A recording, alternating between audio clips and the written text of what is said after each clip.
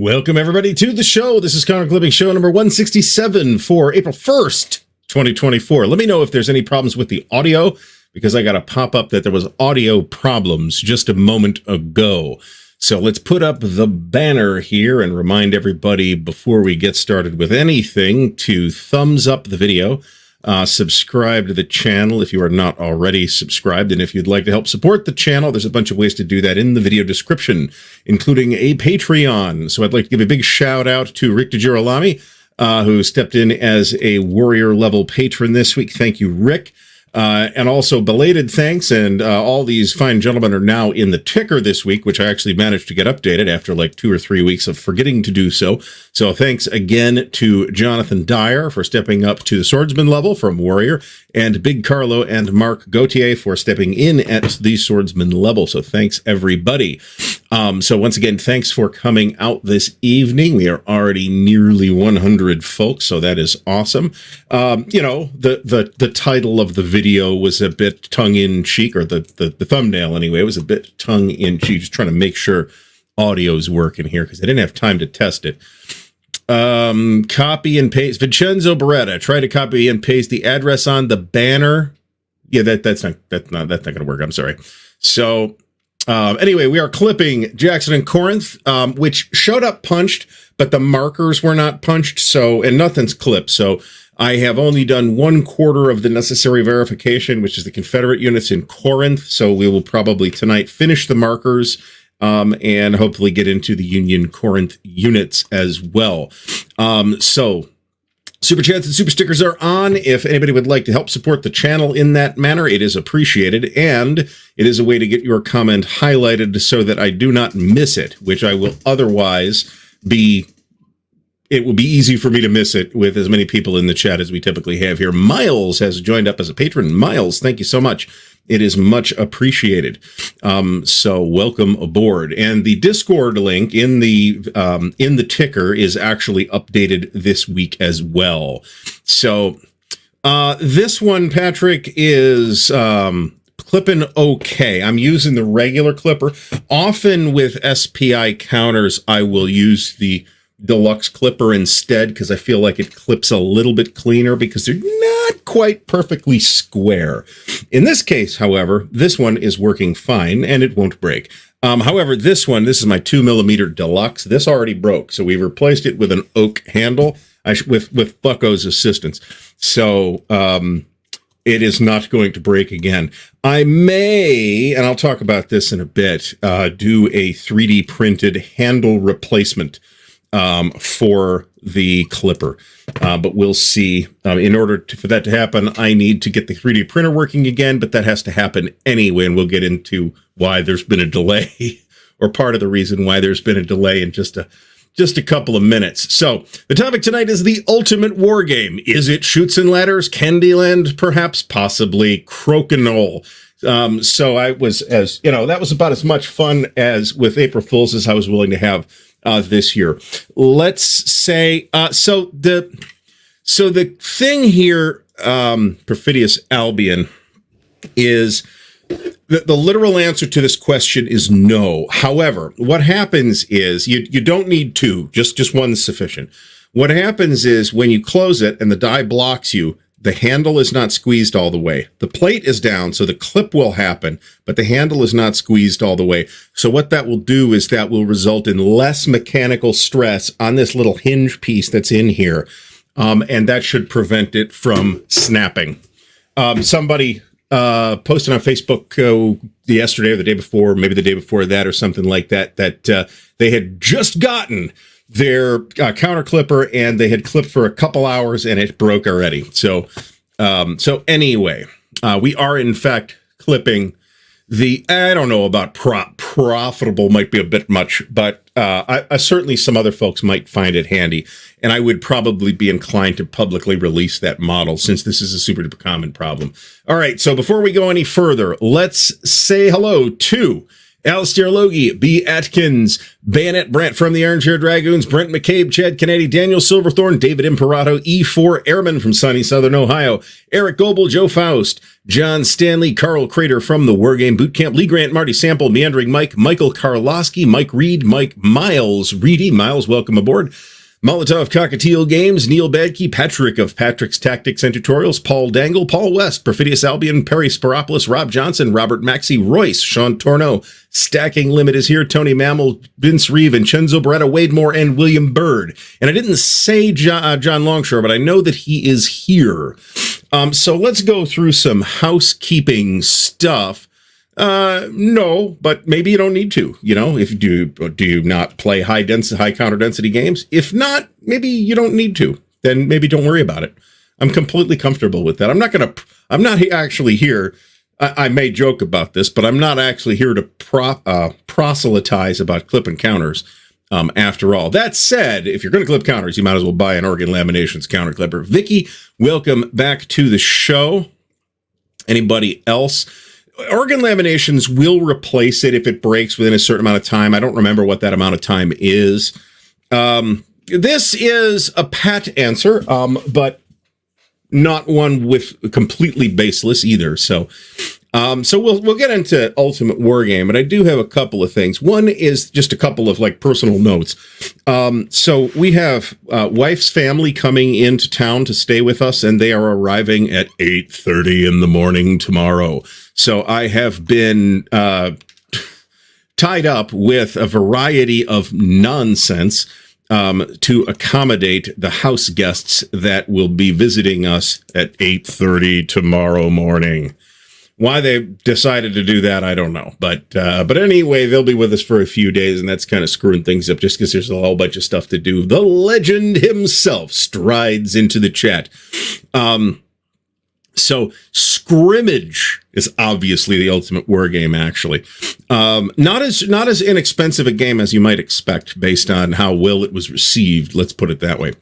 And Mark Herman says it has some virtues. So I can sympathize with that. And I'm actually a bit curious to see it, not curious enough to go spend a ton of money on it. So I do not have the next campaign for what we're going to pick up from Noble Knight. Since somebody here tonight has thrown a monkey wrench into that, I'm not sure where we are with it. So Tito is another one. You can pick up a copy of Tito typically for $2 or so. I bought mine from Unpunched from Noble Knight from their clearance room. I want to say it was 50 cents. That's not to say every copy will necessarily be 50 cents, but mine was. There are some registration issues on these SPI counters, by the way, from Jackson and Corinth. Nothing major, but it's a bit irritating. And I have a hunch that Tito is one of those ahead of its time games. I'd actually like to try Tito. Now it doesn't, man. Charles Latorra, welcome back. I blame YouTube as usual, so I apologize to you and anyone else that I may have missed. Military metaphors are used very frequently in American football amongst the broadcasters and all that stuff. So my next campaign, Mega Collection. You already bought me one. I don't need that one. Thank you. But we'll see. We'll see. I'm thinking about the Finnish trilogy, which the 3 games in the trilogy run for about $500 a piece. And from Noble Knight, and they are let's say it's safe to call that the final word on that particular topic. I think that is true. I honestly piss. We lost a nut. Hold on a second. Every once in a while, the screws will come a little bit. The screws won't actually come out, but the nuts might come off on these things. I don't know, Brant. Didn't we look this up not that long ago? Outdoor Survival, recommended in the other Ultimate Wargame, Dungeons & Dragons. They said, we don't have wilderness rules, go buy Outdoor Survival from Avalon Hill. Catan becomes a wargame only when the table gets flipped, and I'm not sure why that is. Now, Perfidious Albion's question, I think this is actually a good point. I really think the challenge with Tito and why it was received quite coldly, as I recall, and why it goes for basically nothing nowadays, is I think it's just weird. It's an unusual game. It's a point-to-point game, which is pretty unusual for, I'm not sure I'm happy to be corrected on this. If Joe Perez is here, he may be able, and anybody else wants to correct me, go ahead. Is that the only point-to-point map? No, that's not true. Some of the science fiction games had point-to-point maps. Freedom of the Galaxy has a point-to-point map. There's another one. Empire of the Middle Ages and therefore Sword in the Stars has point-to-point maps. But point-to-point maps in like the straight historical military simulations, I'm not sure SPI did a lot of that. So there's that. And Legendary Tactics did do a video on outdoor survival at one point. This formerly free Napoleon game goes for decent money now, especially if you can get the three roads to adventure gaming or whatever it was, where it had Napoleon at Waterloo and some kind of little fantasy thing that tied into Dragon Quest somehow. I think there was a science fiction thing in there too that I'm not sure I remember what that was. Flames in Flames with an ASL scale. That sounds like a headache. Ronald Nicholson is more interested. Ron, thanks for stopping by, in indoor survival, which I can sympathize with, particularly given the rather rotten weather we're having today. Today wasn't really that bad, but it was gross. I don't know enough about partisan warfare in World War II Yugoslavia to know whether this would work or not. Off the top of my head, maybe it would be fine. It could work perfectly fine. And Marty Sample says somebody was working on that. And I'd be tempted by that too. Maybe, tempted to the point of buying it. Maybe not. I don't know. But I would be interested in seeing that if somebody wants to do a game like that. That is interesting. And Marty Sample, of course, breaks out the old canard Wallets in Flames, which isn't really the case anymore, I'm happy to report, where there was like every year there was a new expansion of adding additional bullshit to the game. I mean, it wasn't all bullshit, but a decent percentage, a measurable percentage of it was. So, like I said, I am willing to... Tito was... You'll notice it didn't come up last week. And we are going to follow up on the best of S&T thing, by the way. Just not yet. Dick Rustin was the designer of Tito. It is an insurgency. So, which not all the coin games are really insurgencies at all. For a variety of reasons. That series has gone into a number of different directions at this point. And I think the basic mechanics are robust enough. You just might have to change rather a lot. Right. So Paul West, welcome to the show, asks if anybody is intrigued by Volko's upcoming Coastwatcher game. So I am interested in this because it is Volko. Volko has an unnerving ability to set the tone for other designers. So if, for example, 2-3 years from now, we see that 75 people are working on pirate-themed games or Coastwatch or games using the Coastwatchers mechanics, we'll know who to blame, right? So, John Stanley thinks a coin game on late 1930s China. So that's China's war, and it covers the first couple of years of the Second Sino-Japanese War. I had that on pre-order, and I canceled that pre-order. Doesn't mean I won't put it back in when it gets closer, which, I Lord knows that's happened before. So Carl Crater from the Wargame Bootcamp mentions 7 Ages from Australian Design Group, which apparently they're redoing, but since their flood, I really don't know what the thing is with what ADG's got themselves up to right now.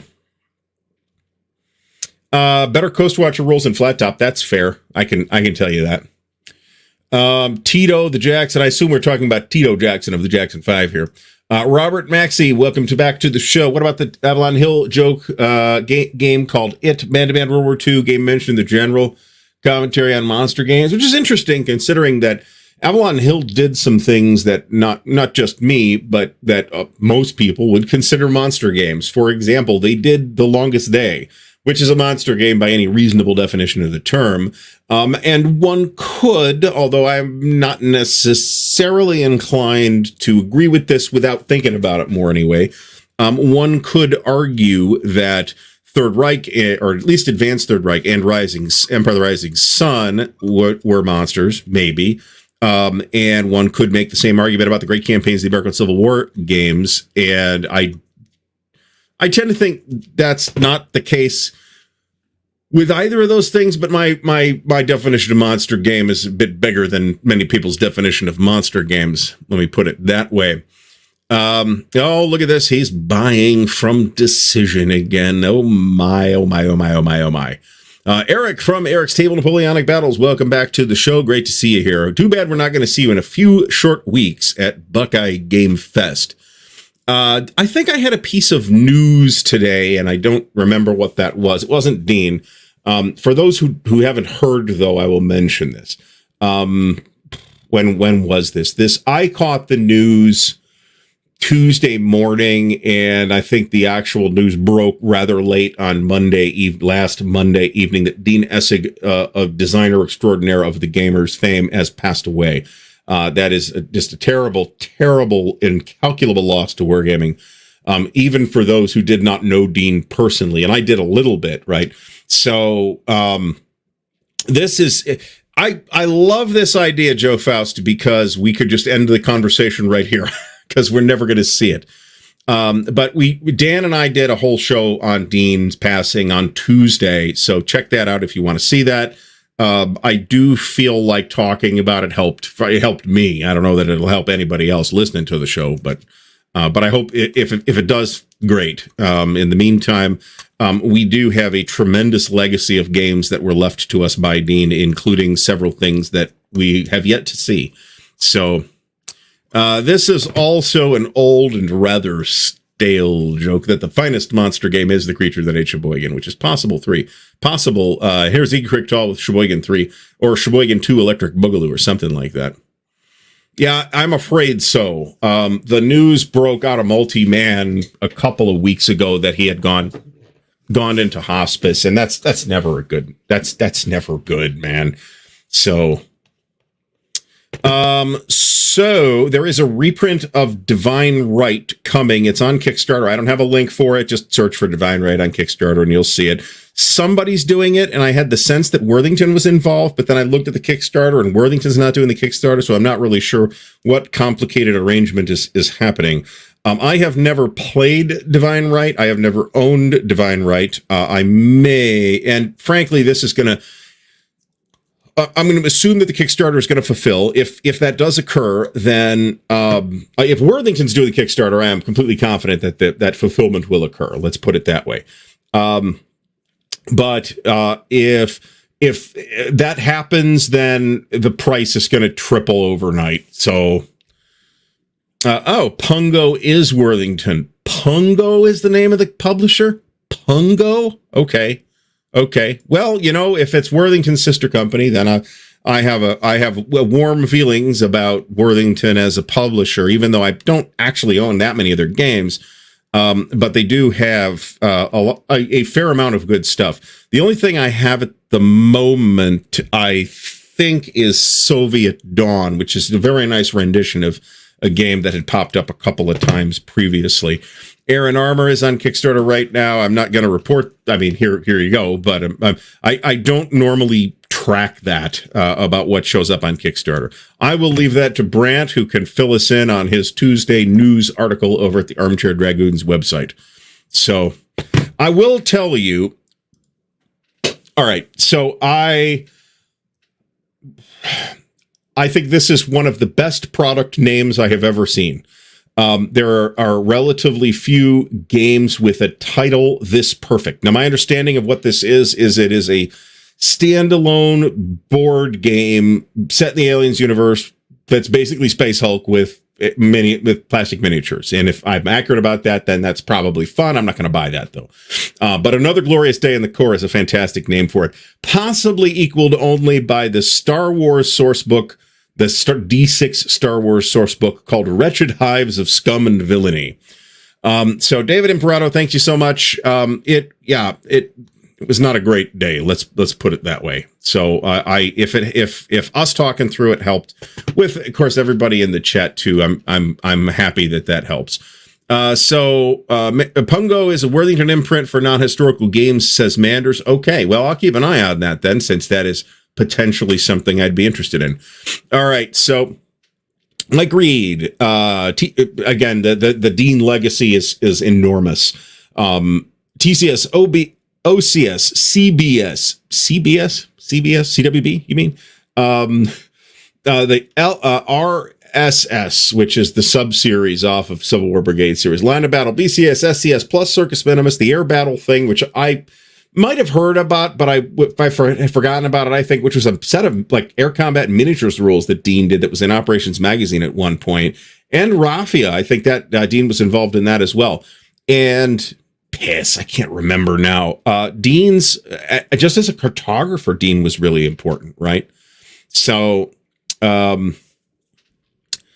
Robert Maxey, you know what? Check it out on, I would assume that the answer to this is yes, because I think they're going to include the near legendary expansion in it.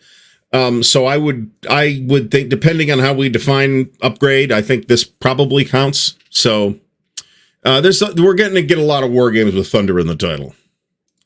So, did I miss Carl? Carl, is Carl here? Carl is here, yeah. So Carl was in the show on, not in the show, but he was in the audience on Monday night, and our thoughts go out to Carl and all the other folks who were close to Dean. Let's put it that way. And I'm safe speaking speaking for Dan in this regard as well. As Chad mentions, there are enormous shoes that cannot truly be filled, but Carl is going to do a good job. I don't think that's a question. Steve Dole just processed his feelings about Dean by buying Ardennes 2. I didn't buy Ardennes 2. I wish I would have now. But that's Dean tinkering until the end, right? Trying to make games better. And there's a big list, and I had actually talked to Dean about this. About his like suggested ideas for modifying OCS in a way that would allow you to play with either the existing rules or a new set of rules. And I don't know that got that far, but I would, if Dean had something to say about that, I'd be delighted to look at it if we eventually see something like that. And maybe we will, and maybe we won't. I don't know. So, Bug-Eyed Monsters. I do remember the ads for this, the rather memorable ads in Dragon Magazine for this. Vincenzo Beretta, Norm Koger kind of tried to create the ultimate war game for PC with the Operational Art of War. I have that. I have never really managed to get into it, despite having gotten into Gary Grigsby's War in the East, which is not really less complicated. So there's that. And Steve mentions the designer's notes for, I would assume so. I didn't even think of this. I imagine going through, I'd be inclined, given this statement, to revisit the designer's notes and really almost a whole book of really designer's notes, historical analysis, a lot of different stuff in the books for Last Chance for Victory, which is a just total masterpiece in my opinion. And as much as I like Three Dog, I think Last Chance for Victory is it's in the conversation as among best Gettysburg games of all time. I mean, there's some presuppositions built into that statement, like I want a regimental level Gettysburg game. So Carl mentions that Herman Wu posted OCSX that Dean drafted in 2023 on the Facebook OCS group. I saw the post. Did the rules? Oh, I think he did put the rules in the file section, didn't he? I'll have to check that out. We talked about this, Vincenzo, on the show last Tuesday, but yeah, there are some games that are still Dean still has some things to say to us. So,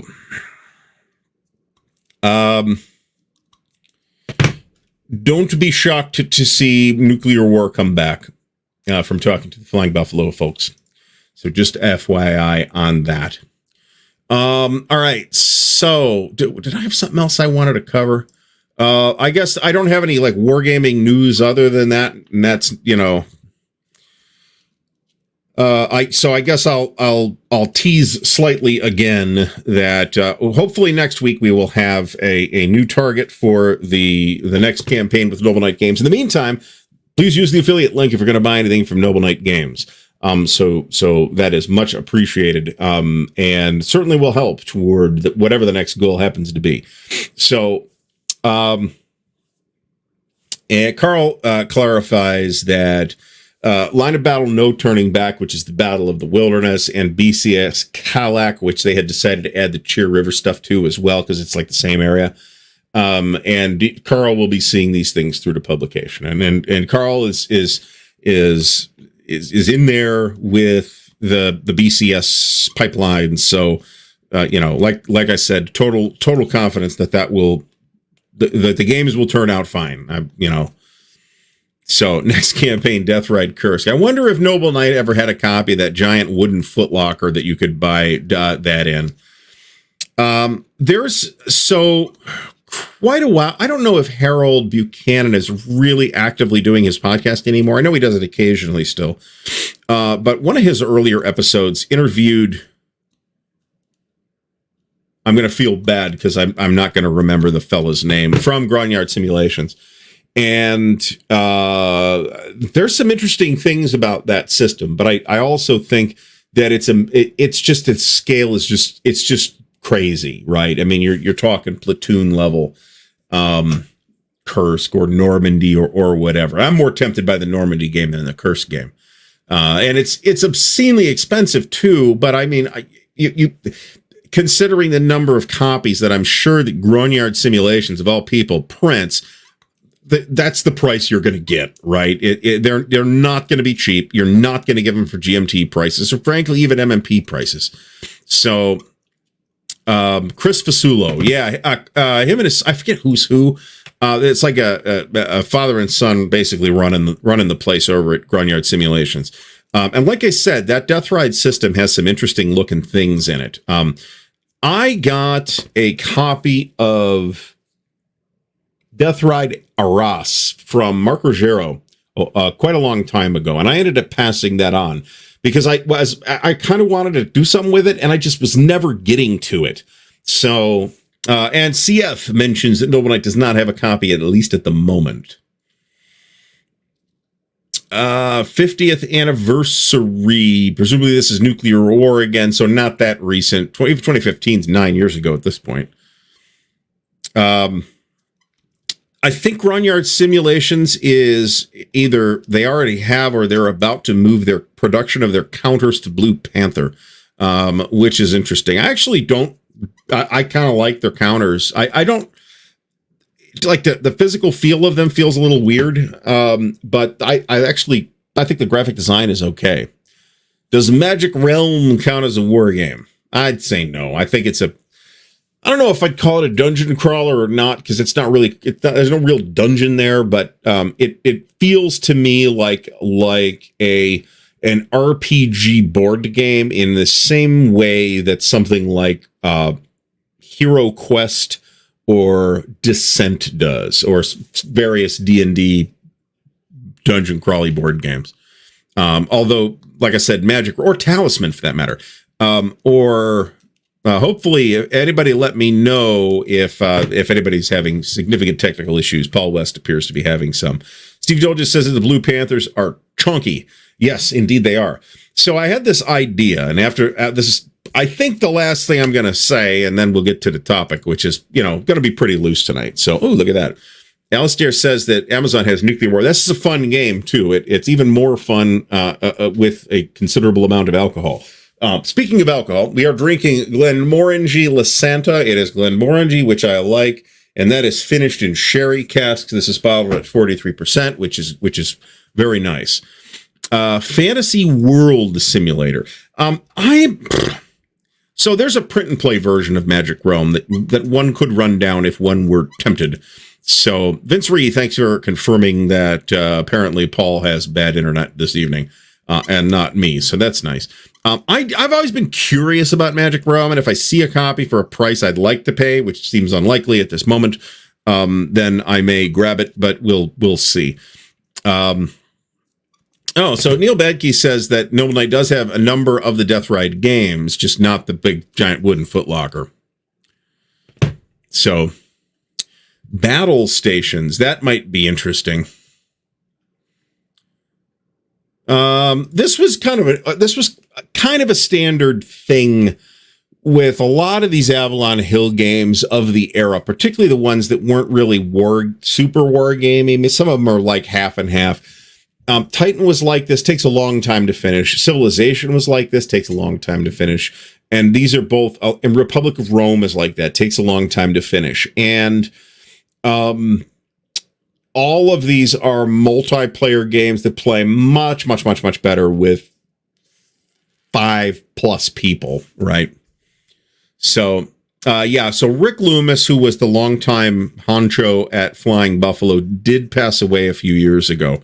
And so Flying Buffalo, I should talk to Ed about this. We had Ed Bryant and one of his folks, the folks behind the new version of Ace of Aces on the Chit Show a few weeks ago with Dan.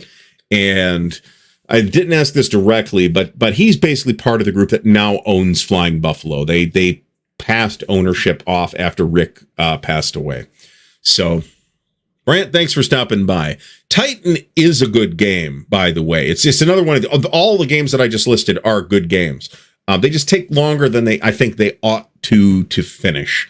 The same applies to Twilight Imperium, for example. I think it's a very good game. It takes an awful long time to finish, and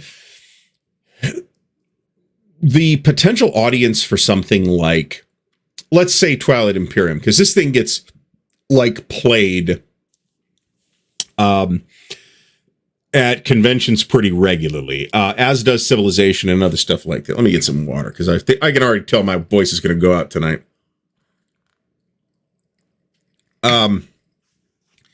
So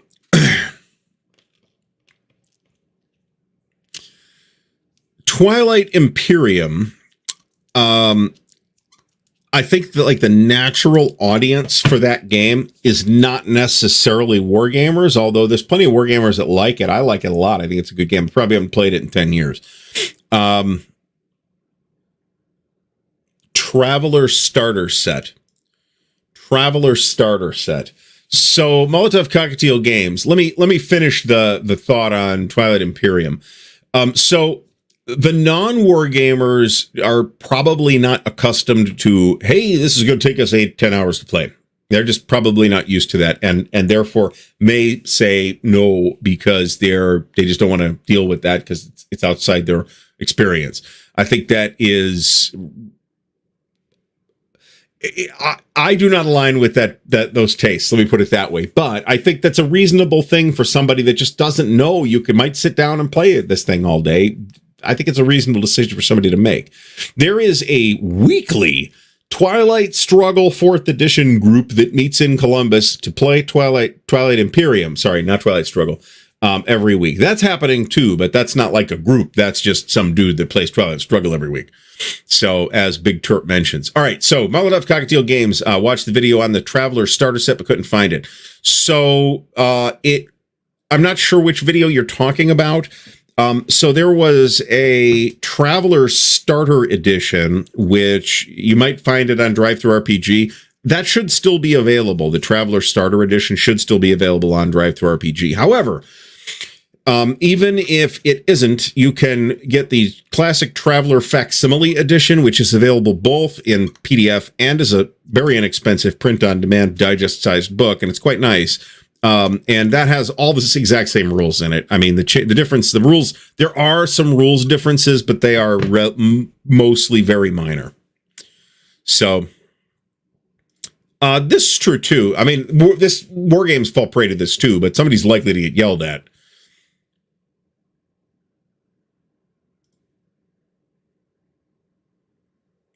So Twilight Imperium was not released by GDW or Avalanche Press. It was by Fantasy Flight Games, and I guess that's still the case. I have heard good things, Matt Van Wielden, about Star Trek Ascendancy 2. The GDW game, you're thinking, I think, of just Imperium, okay? And there's two or technically, I think 3 different versions, maybe 4 from GDW, because it was in print for basically the entire time that GDW was around. And then much later, Avalanche Press somehow got a license to do it, and they did a game called Imperium Third Millennium, which implemented some of the previously in circulation optional rules, not to good effect. I've actually played Imperium Third Millennium, and it's not as bad as people think it is, but it does have problems that the older editions do not have. I have, if we count the Avalanche Press game, then I probably have 4 copies of Imperium, and I'm okay with that because it's a Traveler product. So, all right, no enemies here. Dan Noodles man is here. Dan, thanks for stopping by. I have no opinion on Princess Ryan's Space Marines. So, Dan the Toilet Man. There we go. TI4 is still from Fantasy Flight. Yeah, but Fantasy Flight got bought by somebody.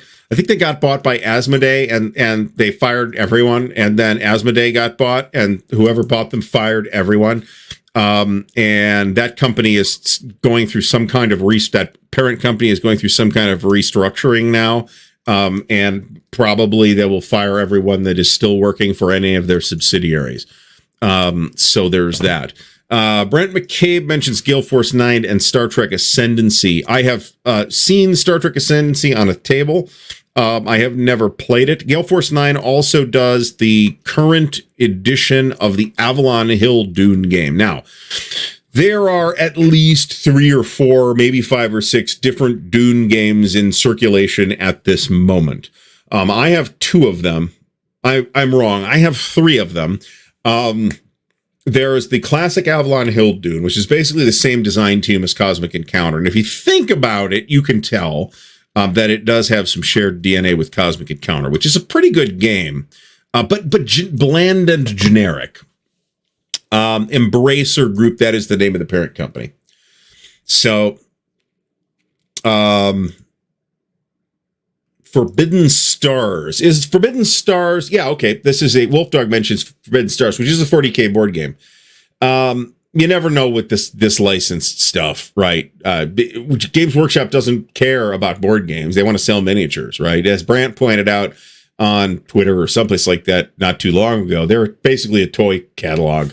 And everything else they do is done to sell toys, to sell miniatures. I can't blame them for that, but it doesn't necessarily make me want to be a patron of them either. So, Vincenzo mentions Embracer Group as well. And I guess on the video game front, they're taking a bath, and on the board game front, they're actually doing very well. So, I have generally had a pretty positive. I never went all in on any of the Fantasy Flight stuff. Okay, I still have my copy of Twilight Imperium 3rd edition, and I think one of the expansions is in there as well. And I probably should sell it and buy the 4th one, or give it away or whatever. And I thought it's a very strong game. I played I am a veteran of the first 3 editions of Twilight Imperium. I never played it a lot because it's a bear to organize. But I haven't played the 4th edition, but I probably will at some point. And I played the previous editions. Do I want to? Fuck it. And it's a solid game. I think it's worth people's times. All right. Yeah, this is a shock. So I had a generally positive vibe on Fantasy Flight games, but I also was never into them enough to feel like I had to buy absolutely everything they did. There were at least 2, maybe 3 or 4 expansions for Twilight Imperium 3rd edition, for example.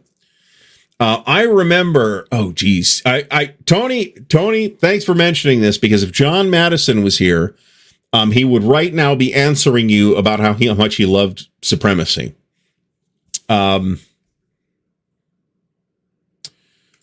Mike Reed mentions Chaos in the Old World, another casualty of the GW FFG divorce.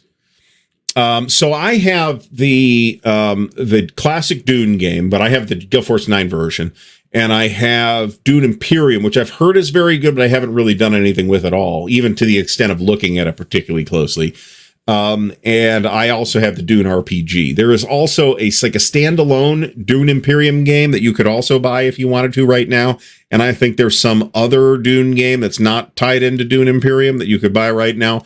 So there's a lot of stuff. I mean, everybody's trying to capitalize on the popularity of the movie, I suspect. So living card game model. Yeah, well, this is basically where it's at right now for most of these types of games. John Stanley, thank you so much. The support is much appreciated. While starting out as a computer game, is Sid Meier's Pirates a Wargame? I don't know. Maybe I should ask Volko this, because Hunt for Blackbeard is going to be out any time. We'll see how Volko feels about it being considered a wargame. I never played Sid Meier's Pirates. I played Sid Meier's Civilization a lot. Civilization 2 was the one that I played the shit out of back in the day. Strangely, I have Civ 5 and 6 on Steam. I've put a combined total of maybe an hour and a half into both games. They just don't work for me anymore, I'm afraid. I think this could easily be made to work, and it would be a matter of figuring out what the license looks like. Good luck with that. Fidelis, welcome to the show, says that Dune Imperium is really great, and he's had some great plays of it. I have it. I got it for Christmas, and it looks good, and it's supposed to be very good, and I'd like to play it. I just haven't had a chance. Mad Van Wielden says that Renegade has purchased the rights to some games as well. So I don't think purchased, unless something new has come up, I don't believe that purchased the rights is accurate. I think they cut sometime last year. They made a big deal with Hasbro to license a number of things, including Squad Leader. We've talked about this before, Axis and Allies, and a bunch of other stuff. Very curious to see what they do with Squad Leader. Otherwise, I'm not really an Axis and Allies guy at this point. So, Volko Schmolko. Let's see here. Mike Reed says Avalon Hill Dune is class. Dune Imperium is a good game with the Dune skin. Most promising now is Dune War for Arrakis. Yeah, so I heard about this too, and I'd kind of be interested in this. I don't know. I feel like for what I would imagine this game doing, that the Avalon Hill Dune is probably a better thematic fit to the source material, although not necessarily in like a canonical way that this game, this War for Arrakis, might be. I just don't know. I am, we'll see if somebody brings it to Buckeye Game Fest and I have time and somebody says, hey, want to play? I might. Who knows? Carl says that Sid Meier's Civ 5 is his favorite. I can understand that. Civ 5. Ooh, no, that's Civ 4. No, I'm wrong. I have Civ 4, 5, and 6 on Steam and have put a total of an hour and a half into all three of them put together. I think it's Civ 4, if I'm not mistaken, that has a narration by Leonard Nimoy. I want to say that is the reason I bought it. Also, I believe it was very inexpensive. So there's that. All right. John Longshore put in 5,000 hours of Civ 6. Now, if you're like a big Civ person, 5,000 hours ain't necessarily that much. So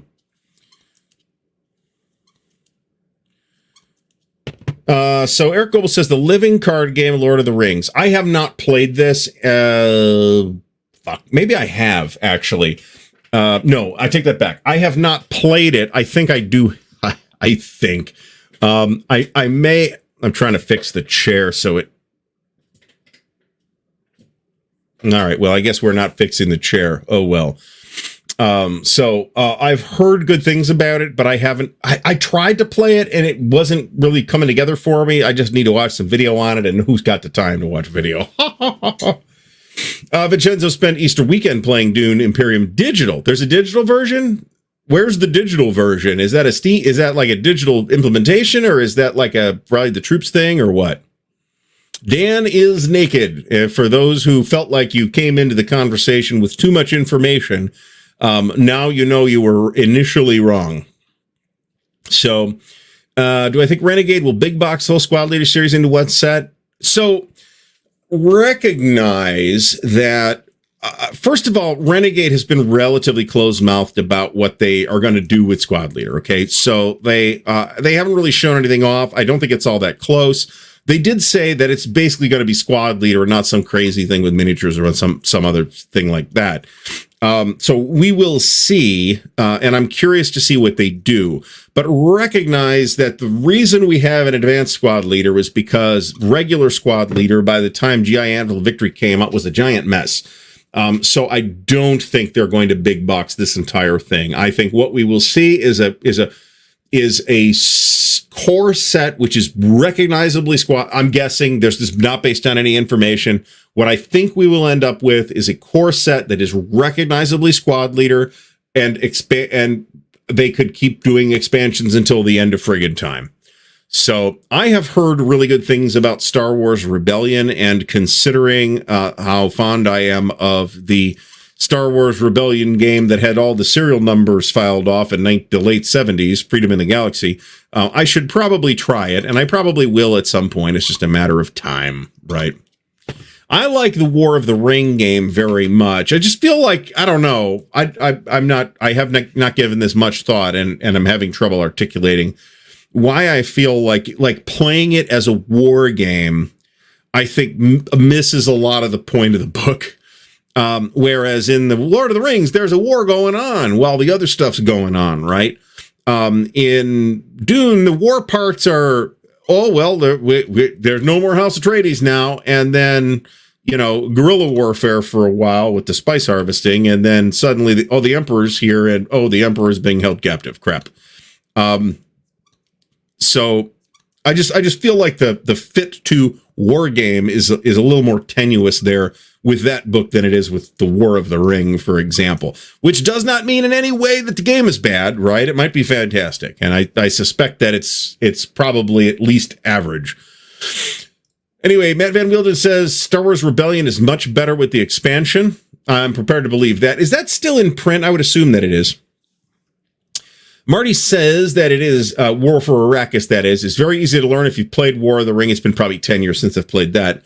Only real downside is it's strictly two-player versus the multiplayer most other Dune games are. Yeah, so both the classic Dune, in fact, you might be able to play the classic Avalon Hill Dune with less than 4 people. I would consider that an absolute bare minimum, and I think it's a better game with 6. So I never owned the original Avalon Hill version, but as far as I can tell, the answer to this question is no. However, the Gale Force 9 people that put the rule book together may have split the rules into a basic and advanced set of rules, and I'm not sure that was a split that was in the original game. It may have been, but I'm not sure that it was, because I never owned the original game, although you can get it for not an obscene amount of money at the moment. Molotov Cocktail says Dune Imperium is lots of fun. Not sure if it needed the Dune IP, but got it on people's radar. And that's been out for several. When did that come out? Don't look it up if somebody happens to know off the top of their head, go ahead. But nobody needs to look that up. I'm just wondering if that came out at the same time as the first movie did. Because that was 2021, so it might have. War for Arrakis distills it, per Mike Reed, into Atreides and Fremen versus the Harkonnens, plus the Emperor. All factions are there, often on both sides. That's thematically appropriate to the source material, that's for sure. Robert Maxey mentions Avalon Hill Civilization. I mentioned this, and I liked that too. So the computer game is really a very different experience. Back to I played Civ. I may have played Civilization 1, the computer game, but I definitely played a lot of Civilization 2. And I think it's very different from the Francis Tresham was the designer of the Civilization from Avalon Hill. Avalon Hill was not the original publisher either. I think Ariel might have been the original publisher, something like that. Matt Van Wilden says one of the Civilization says Sean Bean narrating portions of it. That's neat.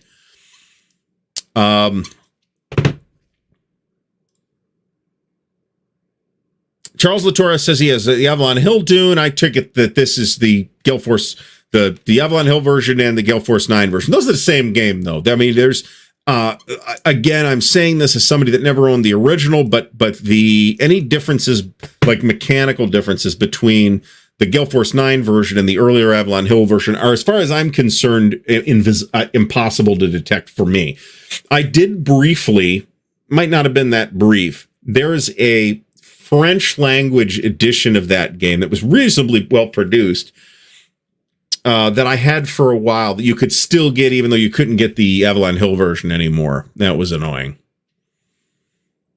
Sean Torno says it's on Steam, so I'll check that out.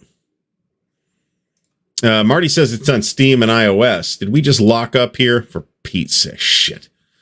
All right, I think we're okay. Let me know if we're not okay. We're saying it's on Steam. Let me look that up. Hold on a second. There's a couple of different Dune games. Yeah, it's $23, though. I'll put it on the wish list. Maybe I'll grab it. That way I'll get to try the game out. Is it a straight rendition of the board game?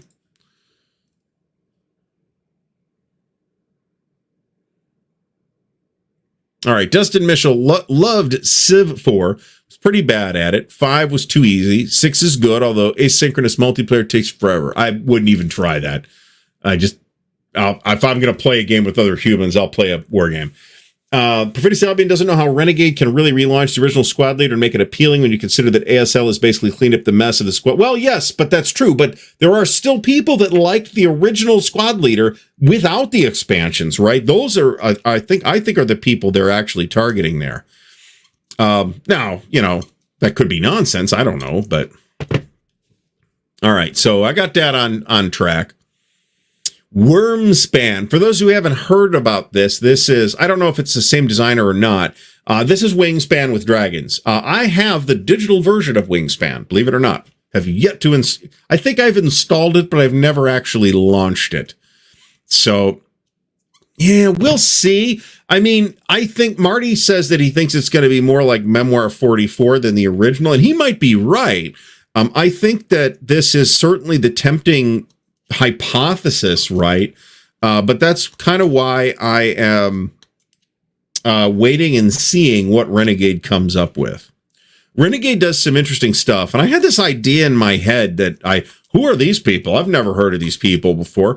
When they made that announcement, and that's bullshit. They've been around for years and are doing a number of other things. They do BattleTech now, for example. So Dan is naked at the truck stop. God, thank you for that mental image. I appreciate that. Let's move on. Thomas Bandy has missed the hilarity. It wasn't that hilarious, to be honest. I was very mild with the April Fool's stunt this year. Last year, my April Fool's stunt, which wasn't on this show, it happened on Twitter. Let's say that April Fool's joke was a little too good. It went over a little too well. Without saying any more about it, John Longshore has added it to Steam wishlist. I have also added it to Steam wishlist, and I will look at it later. So Mike Reed says you're fighting out for this war for Arrakis again. You're fighting out the climax, not the politics. More war, less diplomacy. That could work. Jonathan Dyer, welcome back to the show, is also wondering about burning banners, which people are starting to see in their greasy little fingers now. It looks nice. The art is really strong. But as Christopher Moeller is the designer, also the artist. So I expected nothing less from him, that it was going to be graphically a really strong game. As the game sounds interesting. However, I did not, and I may regret this. Who am I kidding? I probably will regret this. However, I did not order it, and really the reason is just I lack the bandwidth to do a lot of fantasy stuff nowadays. If I'm going to do fantasy stuff, I'd rather play an RPG, which we're working on, even though I've had to, due to the previously mentioned stuff, I had to reschedule. There was another person that wasn't going to make it also, so it was me and them. Had to reschedule the RuneQuest game from Friday, so we'll pick that back up. War Room, this was on a table at Winterfest, actually. I heard it's pretty decent. Marty says Star Wars Rebellion is still in print and the expansion. And I think everybody agrees about that on the expansion. Classic Dune for 4 players. Is this a separate product, Carl, from their version of the Dune game? Diplomacy was not mentioned. Thank you, Marty. Martin7W, welcome to the show. We did not mention diplomacy. I'll be honest, I don't really like diplomacy. And the reason is because I am fundamentally antisocial. And it is fundamentally a social game. It's not just, that's not really the problem, though. The problem is, because I'm perfectly capable of being social, but the problem that I have with diplomacy is that it causes the socialization to gain pressure. And I don't like that. I'd rather have socialization with no pressure, or a game with pressure where I could sit there and be grouchy about it. The ultimate war game is, yes, we did. We decided what the ultimate war game was. So Marty says that it came out when the first movie was scheduled to premiere, but then the movie got pushed back. How about that? Sean Bean is the main, although not the first guy you meet in Elder Scrolls Oblivion. This is true. You could consider him the main NPC, I suppose. But the memorable NPC that everybody remembers from Oblivion is not Sean Bean, though. It's Patrick Stewart, because everybody saw Patrick Stewart because he's the first 10 minutes of the game, and then you never see him again. So this, Carl, you're talking about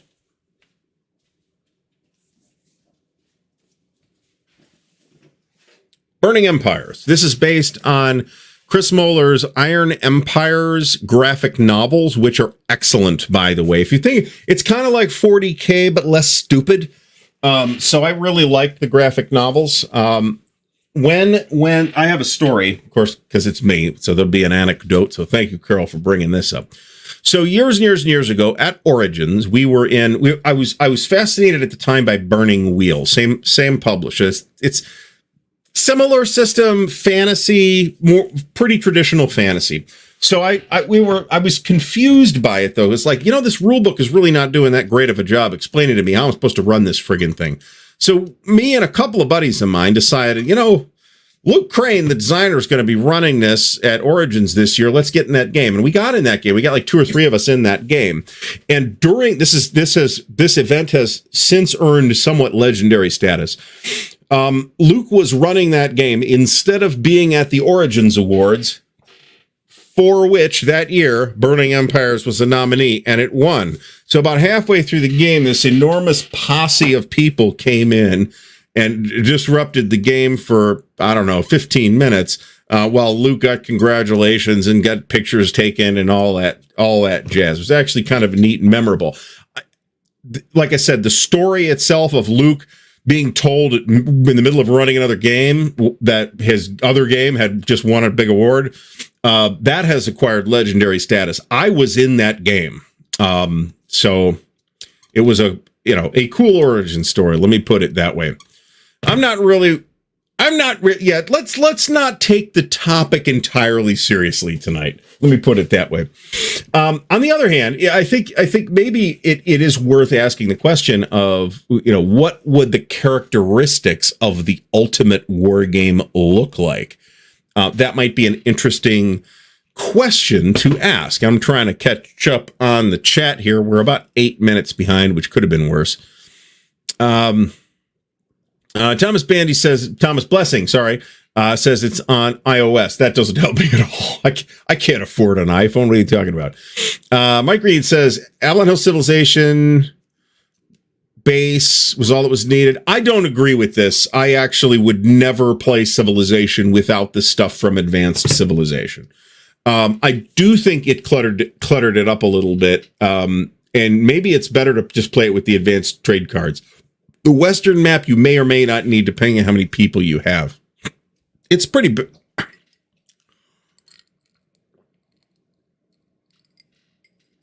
all right, that's better. All right. Refrigerator Salvian says War Room is a massive game. I thought it was similar to Axis and Allies. It doesn't have the minis, but it's got little tiny bingo blocks. So I'm not sure that's different.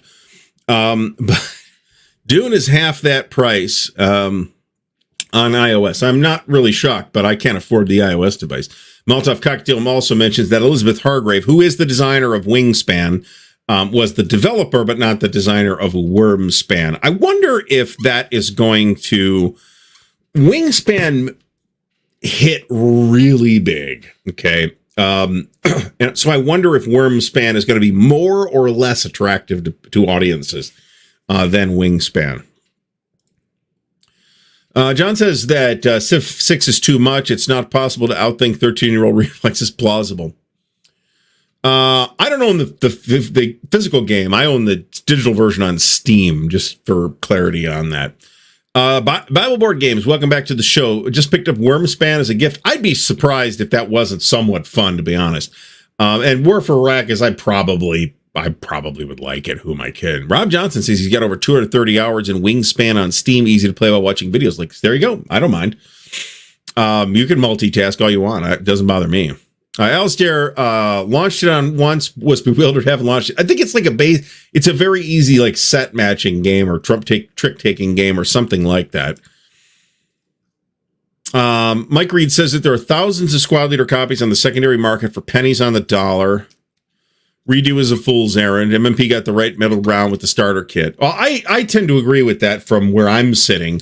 However, I'm not quite sure that copies of the original squad leader are quite this cheap.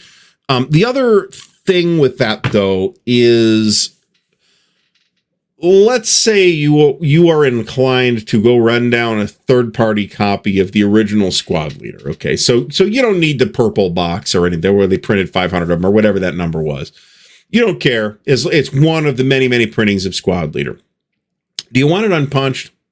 Because I won't say I won't, but I'm strongly inclined to not buy punched Avalon Hill games. I do occasionally make exceptions to that. And the reason is because the Avalon Hill die cutting was trash. And I would strongly prefer to handle it myself using a utility knife where necessary. One does not see very many unpunched copies of certain Avalon Hill games like Squad Leader or Panzer Blitz or Luftwaffe or Richthofen's War, for example, or Third Reich for that matter, because those were not shelf ornaments back in the day. People played those things. So depending on what kind of condition you want, it may actually be pretty easy to find a copy of the original Squad Leader, but you may also have to deal with missing pieces and other stuff like that. All right, Kevin Featherly asked about Compass's plan to release some old Command magazine games as multi-game sets. Sounds like old Command, ACW titles like Chattanooga and Antietam might get a reprint. I think this is a very attractive idea. I think Command had a number of really strong games in it. I didn't play them all, obviously, or have them all. And nowadays, I have 2 or 3 Command magazine games, and that's about it. The one that made, I think, the 2 that made the strongest impression on me when Command Magazine was still around. And let me clarify that by mentioning that Command Magazine is still around. It's just published in Japan. So there is still a Command Magazine, and they're still cranking out war games, right? The 2 that made the strongest impression on me, the one that I didn't play was Proud Monster. Because it was a big, sweeping East Front game, and I was like, oh, cool, this is, I'm into this basic framework here. This looks fine. But I never actually managed to play it. The one that I did play was Great War in Europe, Ted Racer's Great War in Europe. Now, that was later released by GMT in a deluxe edition, and the GMT version is actually the one to get, because there were, as I recall, some small issues in there, but it was still a pretty solid game overall. So I don't know what is specifically in the pipeline. I feel like Compass has played it at due, however. Robert Maxey says, count him amongst those who played the original Squad League without using the expansions. Basic play. So I can sympathize with this, with the caveat that I don't feel like the scenario selection out of the original box is sufficient to support ongoing play, like you're playing squad leader every week without additional scenario packs. And I think that is where Renegade could come through. And yeah, they might be new scenarios. So what? I don't care. That's fine. Perfidious Albions, I admit that I have not done any research on what the eBay prices are. So this they could be at 50 cents a piece for all I know. There were a lot of them printed. That is absolutely right. William Aarons from Jackson, Tennessee. I've never been to Jackson, Tennessee. I've been to Jackson, Mississippi, though. Draconiffle, which is a very good naval history channel, by the way. Did a deadly serious. Yeah, I watched part of this. I didn't have time to watch the whole thing because, believe it or not, I did have to work today. But I didn't watch the whole thing. But yes, he did pretty much standard Draconiffle material, except the subject matter is Godzilla versus some Japanese ship. So it actually looked like a lot of fun. Vince Rhea has no interest in fantasy, but has enjoyed Chris Muller's Napoleon's Eagles games. Napoleon's Eagles games, these that I picked up at Compass Expo. Those are my, I think, what feels to me like a really ideal convention filler game. They are Napoleonic battle card games, and with the 2 sets. So, Volume 2 is just the 100 Days. So it's all 4 battles that we typically consider, and then Storm in the East, which is the first one, is Borodino and Leipzig.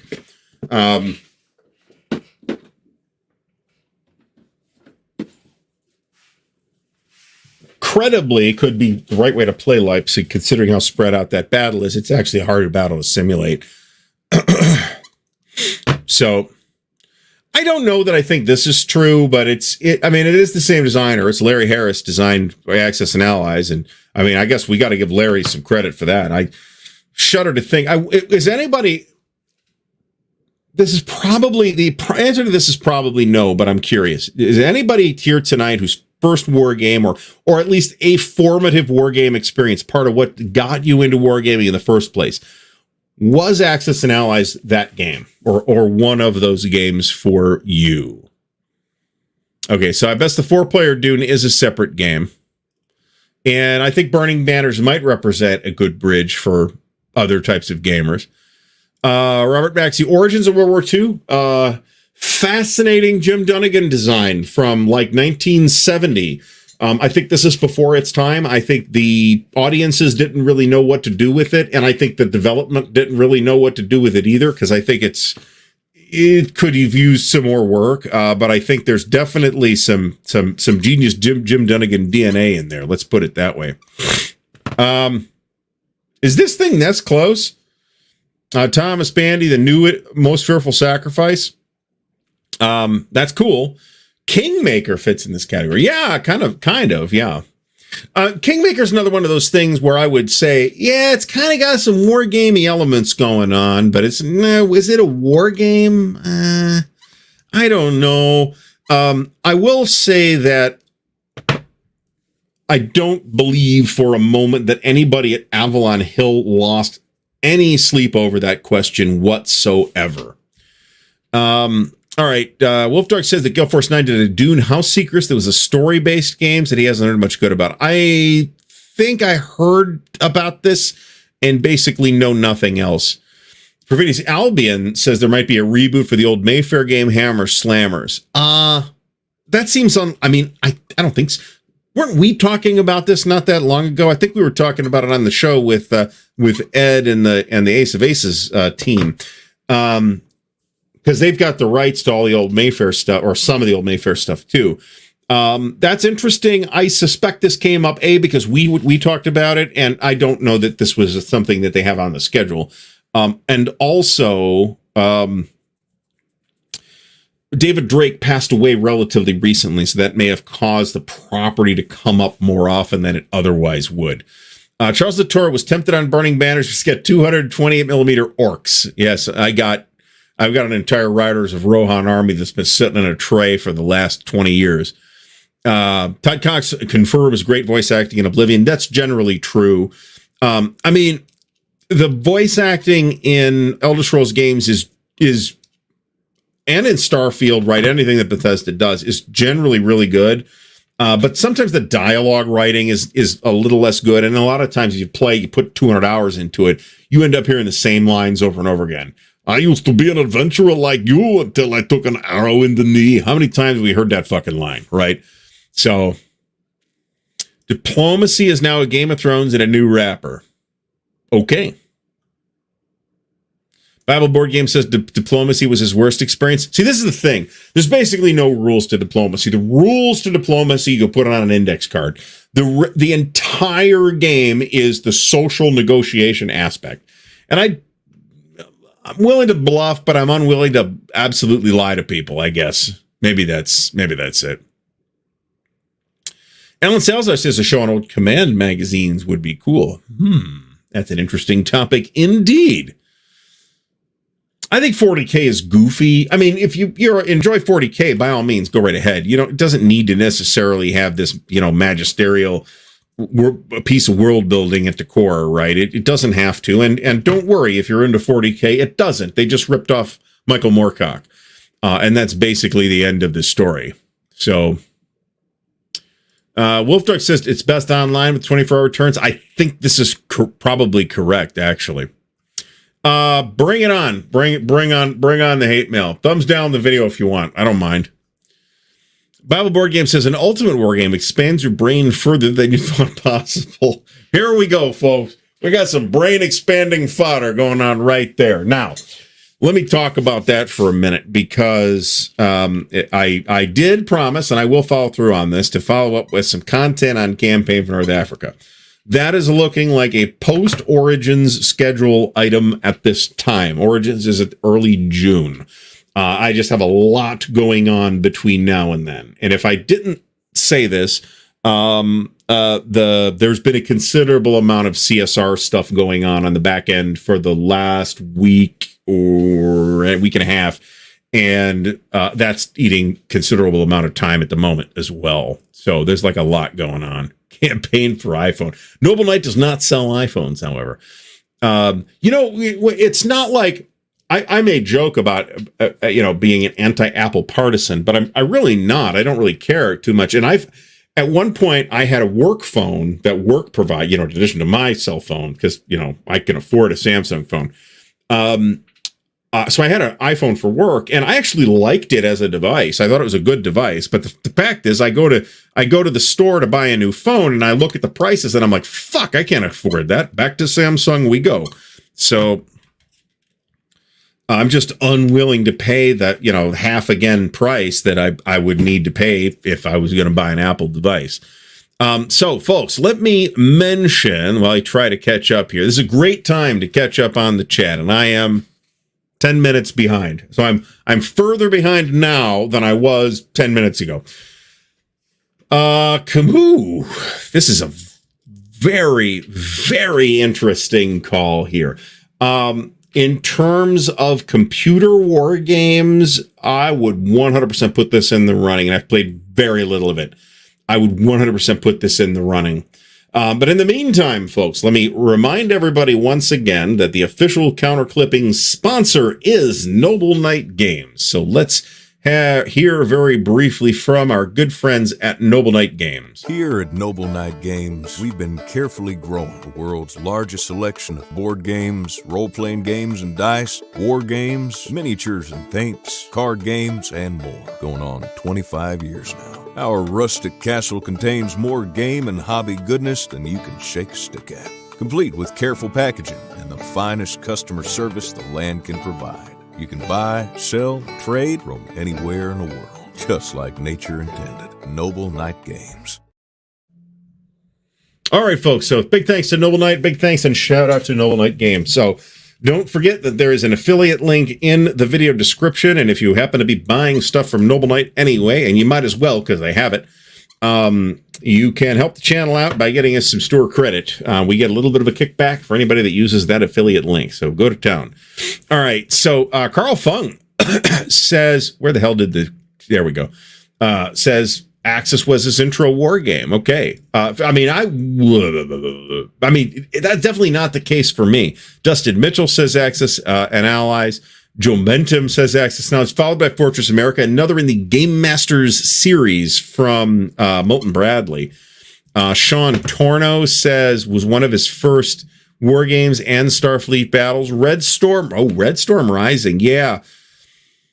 This is an interesting game in the sense, first of all, I tried to read the book Red Storm Rising. It's a Tom Clancy book, if you don't know, and I imagine everybody here does. I'm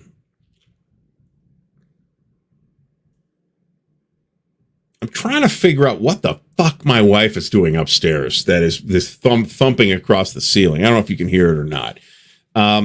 In any case, I tried to read Red Storm Rising, the book, and bounced off of it. But I was, this was in the 80s when I read it, or attempted to read it. There was a game based on it. I'm not sure how closely it sticks to the book. But interestingly, the game was by TSR. And I don't know if this was the case at the time or not, but at one point, Tom Clancy was on the board of directors for Avalon Hill. And I think that was probably some years after Red Storm Rising came out from TSR. Matt Van Wielden says, OG Axis and Allies. I haven't played any Axis and Allies except the OG Axis and Allies. Vincenzo Beretta says, Godzilla Minus One was very plausible. Is that available on streaming anywhere yet? Hopefully it is. Perry Spropoulos says Third Reich. That's a tough first choice. Joe Faust said Godzilla Minus One was more historically accurate than Scott's Napoleon. I think this is an accurate statement, but this was not my problem with Ridley Scott's Napoleon. My problem with it was the movie sucked. Ty Bomba put Godzilla in a Death Ray and Desert Storm, because why not, right? Christopher Smith says first war game was tank battle, then Russian campaign. Big difference. Yeah, no kidding.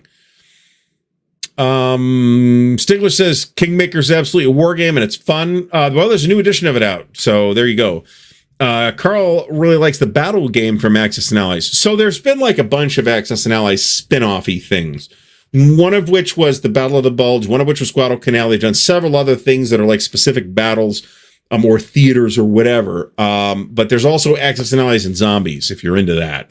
And actually, a few years ago at Origins, there was like, when you like got to Origins and like looked at the booklet, the on-site book, and you looked at the vendors, the dealer's room, and you said, what the fuck? Avalon Hill has a booth? What the fuck?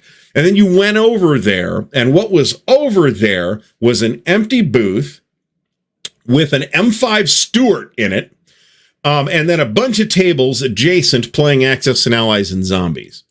So that was a little bit of a disappointing, but at least they drove an M5 Stuart into the convention center. So that is interesting. Rogue 77, welcome to the show. Pax Romana got them interested in Wargaming. That's a really good game, actually. Stacking Limit says Noble Knight has copies of Squad Leader for anybody itching for the Squad Leader experience, the classic Squad Leader experience. Mike Reed says the way his high school game club played Kingmaker was definitely a war game, I can imagine. Ooh, Jonathan Dyer says his first war game was Ares #3, Barbarian Kings. I feel like there's a bit of a problem with Barbarian Kings. And the problem has zero to do with the game that's in that issue of Ares magazine. I think they did this as a box game too, if I'm not mistaken. Whoa. Yeah, that's a lot. I think that's expensive. I mean, that's not to say that the price is not reasonable. That's more than I would pay for an Unpunched Squad Leader. Let me put it that way. Ooh, Vincenzo Beretta. Good call. This was not originally from West End Games. This was originally released in Dragon Magazine as a game called King of the Tabletop. And it was a very much a cut your counters out and paste them on ceramic tiles in my case, or like linoleum vinyl tiles, which for some reason we had.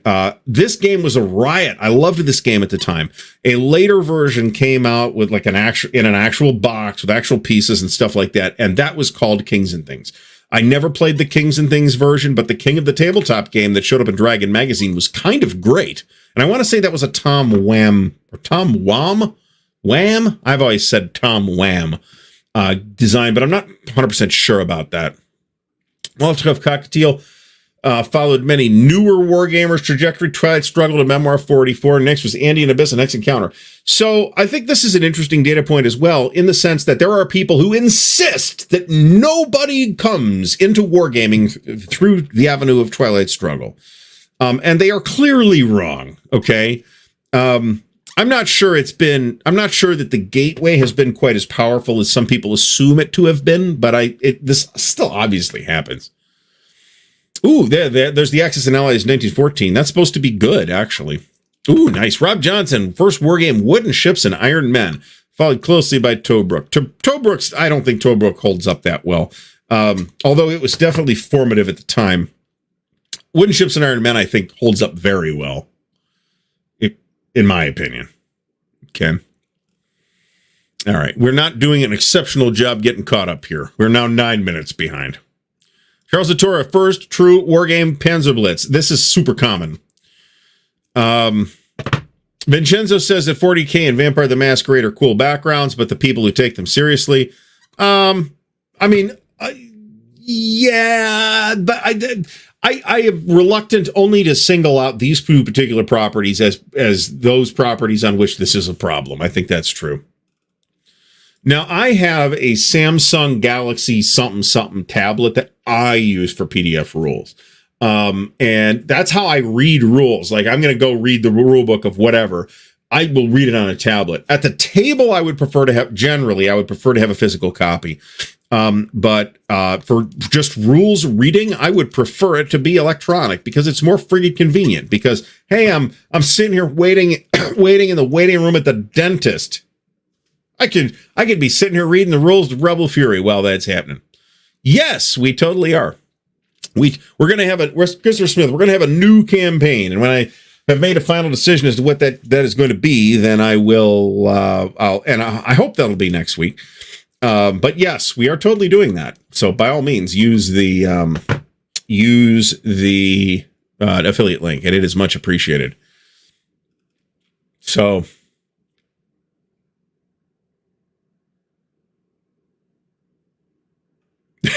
there you go. There you go. They haven't given us a new clip yet. Eventually they will, I'm sure. So Eric Goebel points out that the next copy of Campaign for North Africa has popped up on Noble Knight, and it is $11.95. And hilariously, I got a text the other day from a friend who said, "Hey, I know the guy who sold that to Noble Knight. His was not as nice as yours, but you know the price is what the price is, right?" I'll be honest. I had to make assumptions. There's no Noble Knight price history, right? So that I have access to. I assume Noble Knight has access to it. So without that information, I just guessed as to what it was going to cost. And my estimated price. So that was when I had the little graphic with the target and all that. This was the target, $1,200. So that $11.95 is what I expected to pay for an unpunched Campaign for North Africa. So I don't consider that to be an outrageous price, considering what it goes for. I mean, that's what it goes for. So it is very difficult to find copies of that for not crazy money. Wade Morris has Panzerblitz as well. Mike Reed played Axis and Allies in the Nova edition with the counters. Remember, folks, that Axis and Allies originally had counters, not little plastic dolls. Rob Moffat said Red Storm Rising, loved it. Clancy was a fan of Harpoon. I heard that too. Oh, nice. Henry Whitehead, coin game. Pendragon, the coin game, was his first war game. Which game I tell you will, the answer will depend on when you ask me. Let me put it that way. But Pendragon is on the short list of favorite coin game for me. I think it's an extremely strong game on a period that I am highly interested as well. Mike Reed says that Red Storm Rising storyboarding was aided by Larry Bond. That's interesting. I heard Larry's going to be at Origins this year. Maybe I'm misremembering that. Oh, nice. Rob Moffat's first war game was Avalon Hills Midway. Now, I mentioned, since I guess we're talking about this, And I've told this story before. There ain't much story here. It's a personal anecdote. My first war game was S&T 78 or 78, 79, whatever it was, that contained the game Paratroop. That was not only my first war game, it was my first like hobby game of any kind that was not something that you could just buy at wherever you bought toys at the time. Although, I am old enough to remember the days when you could buy Dungeons and Dragons at Sears and Avalon Hill games at J.C. Penney. Those days are long gone, unfortunately. E4 Airman says that Renegade is coming out with a redo of Guadalcanal. I assume you're talking about the Axis and Allies Guadalcanal, actually, thinking about it. I'm guessing this is not the Avalon Hill Guadalcanal, which would be interesting. I'd be interested to hear about that. I started at roughly this age, give or take a year, I started at roughly this age as well. Vincenzo was able to start at around age 10. They had both Avalon Hill and SPI, so the games were translated, but not many people know about it. SPI, it's weird because I feel like a lot of people are aware of the fact that a lot of SPI games made it out to Japan. I want to say Hobby Japan was SPI's partner in that regard. And a lot of people don't know that there were other translations as well. And I'm not sure why that somehow an Italian translation is something that slipped off the radar, but everybody still remembers, and BGG has information on the Japanese versions. Lou Zaki, several years ago at Origins, I guess this was, actually, I'm not sure whether this was pre-pandemic or not. But at an Origins a few years ago, Lou had copies of Their Finest Hour, which I needed at the time. And I don't anymore, for the record. So Lou had copies of Their Finest Hour, and he had both the GDW version and the Japanese version. And by the time I made it back over to Lou's booth with the intention of buying the regular version, it was gone, and I wasn't really into the Japanese version. It was unpunched. I think he wanted like $80 for it, which is really not that bad for an unpunched Their Finest Hour. Then again, it's one of those Europa games that maybe a lot of people are going to say, really, using this system? How can this work anything other than spectacularly poorly? And I can somewhat sympathize with that, although I actually feel like it'd be an interesting exercise. Think about it, the air system in Europa is too detailed for a land game, but if you play out the Battle of Britain, it's not a land game, is it? It's an air game. And that's potentially interesting. Now, you're talking about 2 or 3 turns, right? Maybe 4 turns. So, all right, we're going to have a little bit of trouble fitting all these into tray. So here's my other initiative, folks, and I think this is gonna take a while, and you're gonna see the progress very naturally as part of this show because we clip counters here every week. I am going to clip and organize all the SPI games. Now, a couple of them are already done, but not all. Most of them are not. So. The corollary to that is that in order to make that happen, I need to get the 3D printer working because I need those compartment dividers. And while I could make them out of paper, they're much cooler 3D printed. So I am going to, I have already done the design. So whenever I get the printer back up, patrons will have access to the 3D model for the compartment divider for not just the GMT trays, but the old SPI trays as well. The box trays, not the flats.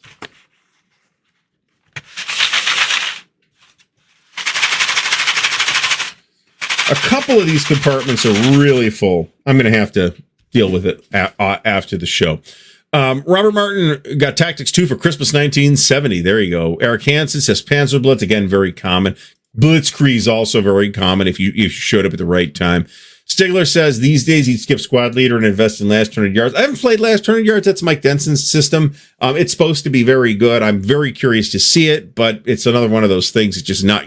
We're not getting to it, folks. I got too much other stuff going on. I have promised you folks that you're going to get Campaign for North Africa. So Ooh, nice. Eric Hansen played White Bear and Red Moon. So this was also picked up, as happens so often, also eventually picked up by Avalon Hill and re-released as a game called Dragon Pass. The original 2 printings, I think it went through 2 printings with the original publisher Chaosium. And this is the first published appearance of Greg Stafford's fantasy world of Glorantha. I will point that out. But Bayasi Atkins says first board game was Paths of Glory. Am I getting the first name wrong? I could be. I don't know. B. Atkins says first board game is Paths of Glory. Good choice. Greyhawk Wars. Actually, the Greyhawk Wars board game was fun. If you liked the setting, you were ready to take your Greyhawk Wars set and set it on fire. Mike Reed says Avalon Hill's Midway. Grandmother bought him that at a hobby store in King of Prussia, early 70s. Wow, nice. I remember now the game store is gone and the mall is gone as a thing. Malls are going away. We've got one, actually live pretty close to a mall that's still somewhat active. Egg Day says Titan, then Axis and Allies, then Supremacy, then Battletech, then Squad Leader, and Harpoon.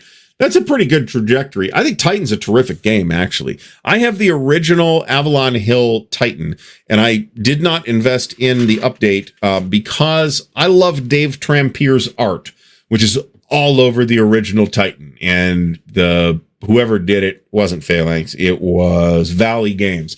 I think it was Valley Games. Redid it, and they didn't use... I mean, I understand why they didn't reuse this art from the 70s, but that's why I'm keeping mine. So Vincenzo played Wooden Ships and Iron Men so much that he integrated it with Rick Dolphin's work, because why not? Yes, Henry Cavill is a 40K guy. Well, that'd be something, wouldn't it? I don't think this is in the cards, folks. I think Henry's got more stuff on his time. Samsung Galaxy Tab 8. I don't know if mine's an 8 or a later or earlier one. Who knows? But it's great.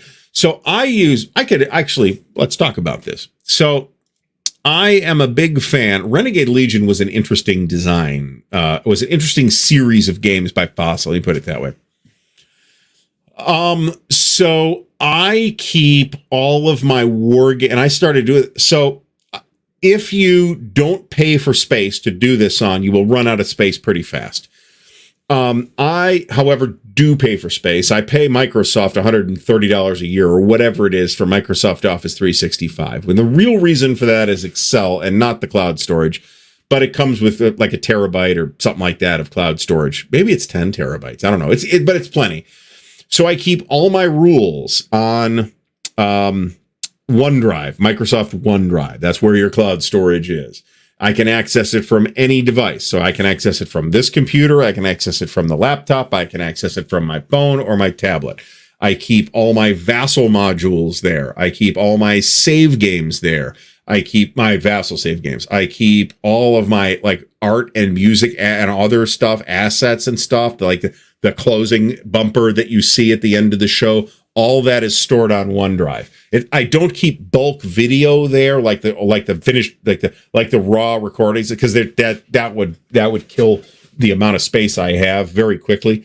That's why I have 20 terabytes of hard drive space. But I keep all that on the cloud, and I can access it anywhere, and I can search. So I am reasonably sure that I did not get any special attention. Although my marketing contact at Noble Knight did ping me like after I bought it and said, "Hey, I saw you got it. That's awesome." So they've been super supportive, but I don't think they made any special arrangement for me. Let me put it that way. And I'd rather they not. I'm happy if it, luck of the draw. I'm happy with that. If it would have been, could have waited a couple of years too. Who knows? All right. I want to make sure that okay, good. All right, we're shooting forward here a little bit because I want to see here. Stuka Joe, thanks for stopping by. He says the Titan had different depictions of each creature. Yes, on the original. I don't know if this is true of the later version or not, but it was totally true of the original version with the Dave. Is it still here? With the Dave Trampier art, every illustration was unique. So if, like Joe says, if you had 20 different troll counters, there's 20 different pieces of art on there Brian Gash uses multiple storage providers. That sounds like a pain in the nuts. Sean Torno says he likes D-Day at Omaha Beach and Axis Empires. To say, you know what? Not every there isn't a publisher who is immune from releasing the occasional turd. Okay, I'm going to pick on GMT because they're the big boy on the block here. Clash of Sovereigns, not warmly received at all. Now, I didn't buy it. I can't speak personally as to how good it is, but it's getting an upgrade kit already, okay? So there clearly were some issues with that. There aren't any companies that are that are immune to this, and that's just the nature of the way development works nowadays, right? Nobody's getting paid for doing this stuff. The developers might get a couple of free copies of the games, and that's probably it. They might not even get that. The designers probably get basically nothing. The company that's probably the best at ensuring maximum quantity across the maximum number of their releases is probably MMP, but even MMP has issues from time to time, right? They left some of the parts out of Ardennes 2, right? So I think our Axis Empires is very strong, and I'm very happy with the Ultimate Edition, by the way. There you go. So, while Decision has had, some mixed luck, I don't want to say luck. Luck's got nothing to do with it, but certainly not every game is a winner, but, again, not every GMT game is a winner either. So there you go. We actually had a little bit of back and forth on this. And I think by the time Mark messaged me, by the way, I want to thank whoever it was. Mark was one of the people who gave me a heads up. Hey, there's a campaign for North Africa on Noble Night, because I got texts from several people. And in all cases, the conversation went like, hey, did you see there's a copy of Campaign for North Africa on Noble Night right now? And the answer for me was, no, there isn't. No, there isn't. Because I had already bought it. So Mark and I had a little back and forth when that happened, and he almost pushed the button. This just went up for sale. They didn't set it aside for me or anything like that. Now, Advanced PTO, I think, is one of the best examples I can think of in wargaming of whoever was in charge of this from the project management standpoint. I don't know if that was the designer, the developer, the publisher, who I would assume the designer, but that's an assumption. It might not be accurate. Whoever that was, whoever was making the decisions on Advanced ETO and PTO didn't know when to stop. Now, some people do like these games. Mark Ruggiero likes these games, for example, and I'm not saying he's wrong. They might be great. But Advanced PTO, you can still get for basically retail. Advanced ETO, no. It's a $400 or $500 game. I've also heard that Clash of Monarchs has problems. In fact, the upgrade kit that will upgrade Clash of Sovereigns also will upgrade Clash of Monarchs. So, now again, I don't know anything about, it's not quite true, but I haven't played either of those games. I can't speak to them, but I've heard a lot of people express disappointment with Clash of Sovereigns. I assume that's the more recent one. By all means, thumbs up the video. We've got 214 people watching right now, 152 on YouTube. One. Thank you, Mr. Twitch person. You are the reason, Mr. Twitch person, that I put up with the occasional piece of bullshit spam from Twitch. Because I know that somebody likes to watch on Twitch. And then we got about 60 people watching on Twitter. So, yes. So, big thanks to, you know who you are if you're watching here tonight. That was a trade, and it was a reasonable trade in value. It was a Wargame or two and a large stack of Traveler product. Don't worry, I didn't get rid of any Travel. Well, I did get rid of Traveler product, but it was all duplicates. I have a considerable amount of duplicate Traveler material. I've heard One by the Sword was fixed by the update kit. Jeff Beeler, yes, I did buy it, and it's my initial impression starting to flip through it was a little negative, and then I warmed up as I continued to read through the book. I hope to do a Traveler Tuesday on it in the next week or two, but it might not be next week because I got my wife's family visiting and staying with us. So Eric Goebel says he does like SPIs, PTO, wish it was a vassal module. So I think we're talking about the Spitzer, which it said SPI in the box. So I'm not criticizing Eric's decision to call it an SPI game. Douglas Niles was the designer of that. He was a RPG guy, but he was started out as a wargamer, like so many of those people did. So, Legrand Gare, it's an impressive looking package. It also looks very complicated. I hope to get to that too, as well. And I got to tell you that at least one of the other, so there are two other things from Azure Wish that I'm interested in and could consider them for future Noble Knight campaigns. Those things are La Révolution Française, which is a game about the French Revolution, which there's not that many games on the French Revolution. On the Revolution part of it, the War of the First Coalition, there's a little more on that, but it's still not that much. And Rossiya 1917, which is their operational game on the Russian Civil War, which also sounds pretty interesting. Whoa, where is it? So there is one Perfidious Albion. Sort of. There's years and years ago, this would have been in the early 80s, Chaosium did a basic role-playing system Ringworld RPG. It's very rare and very expensive nowadays. I actually have one of the books that came in the box set, but it was like a random thing that showed up in something else. I've never owned the other books. Really? All right. Well, we'll look at that. I am inclined to agree with you about this last part, Manders. I think it's not really complete enough. I feel what I was missing was like campaign structure, right? It is not that. You're not getting that in that book. That book is the story of the Fifth Frontier War and a lot of the details about how that war progresses. What you don't, and you got some story seeds in there, quite a few, in fact. But what you don't have is like, here's how to run a campaign based revolving around the Fifth Frontier War. All right. So Brian Gash says that Noble Knight is a target partner with 13, 18 listings and 4 war games from Decision. Look at that. You can get your Noble Knight stuff through Target. Don't do that though, folks. Use my affiliate link instead. Yeah, it would be. So Douglas Niles also wrote some Forgotten Realms novels. He wrote one of the very, very early Forgotten Realms novels called Darkwalker on Moonshae, which I actually read back in the day, and I don't know that I thought it was all that good, but I did finish it, so it couldn't have been that bad. And it did definitely have some interesting things going on in it. Vincenzo mentions that he had a streak at TSR when he designed both wargames and RPG modules.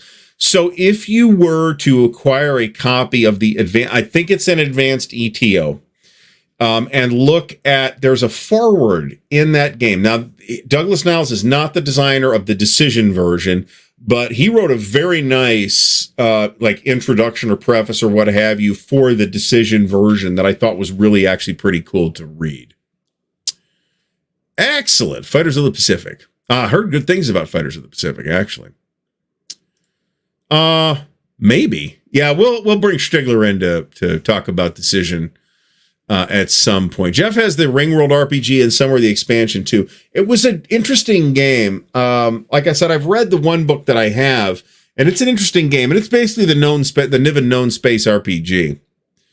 Robert Martin, he wrote a pretty good book about alien invasion. Are we talking about Douglas Niles or Larry Niven? Because Larry Niven, in collaboration with Jerry Pornell, wrote Footfall, which is an alien invasion novel, which is pretty good. So, Aaron Dennis, my pleasure. Thank you so much. So, I don't have Canadian Civil War. I do have the Dallas RPG, however. And that game has drawn some interesting feelings in the RPG community in recent years. There have been a number of people who have played it and said, yeah, there's actually some interesting things going on in here, considering when this came out, which is like 1980, 81, something like that. And it's a Donegan design, right? There's some interesting, there's some legitimately interesting things going on in there. On the other hand, SPI, by my reckoning, our SPI did 4 games that could be considered RPGs. They did Dragon Quest, which was a very good fantasy RPG by Eric Goldberg, as I recall. There was Universe, the sci-fi RPG by John Butterfield, hilariously. And that's got some, I don't know that hangs together particularly well. I think Dragon Quest is actually a super playable game by the RPG standards of the time. Certainly, maybe it's not quite as user-friendly in terms of presentation nowadays, but it's not that complicated. Universe is fairly complicated, and I don't think it hangs together as well as Dragon Quest did, but there's some neat ideas in it. There's Dallas, which is a James Dunnigan design, and there is Commando, which I want to say, which I don't have, which I want to say was also Eric Goldberg. I could be wrong about that. And it's pretty obvious looking at the Dallas RPG, and I don't know how true this is of Commando, that Dunnigan did not really completely understand what an RPG was. But the interesting thing is he realized and I think this is obvious looking at it, he realized, hey, I'm not quite sure what's going on here, so I'm going to kind of rebuild this new form from scratch. In the process, discovering some really interesting ideas that would come back in later games like just a few years ago, like Fiasco and stuff like that. Time Trooper is a straight war game, to my knowledge. To my knowledge, Douglas Niles is still with us. I hope so. Mike Reed's one of our earliest war games was Starship Troopers. Randall Reed, another one of those really interesting designers who maybe wasn't super duper prolific, so we don't talk about them enough today. Randall Reed was one of those. John Young was one of those. Irad Hardy was one of those. S. Craig Taylor was one of those. And all of these guys are no longer with us, which is really irritating. John Young died after a short illness in the late 70s, as I recall. There was an obituary in S&T that somebody put somewhere. It might even be on the BGG page. S. Craig Taylor is no longer with us, unfortunately. I'm not sure about Steve Peake. Randall Reed, I'm not sure about either. It'd be nice if he was still with us. So,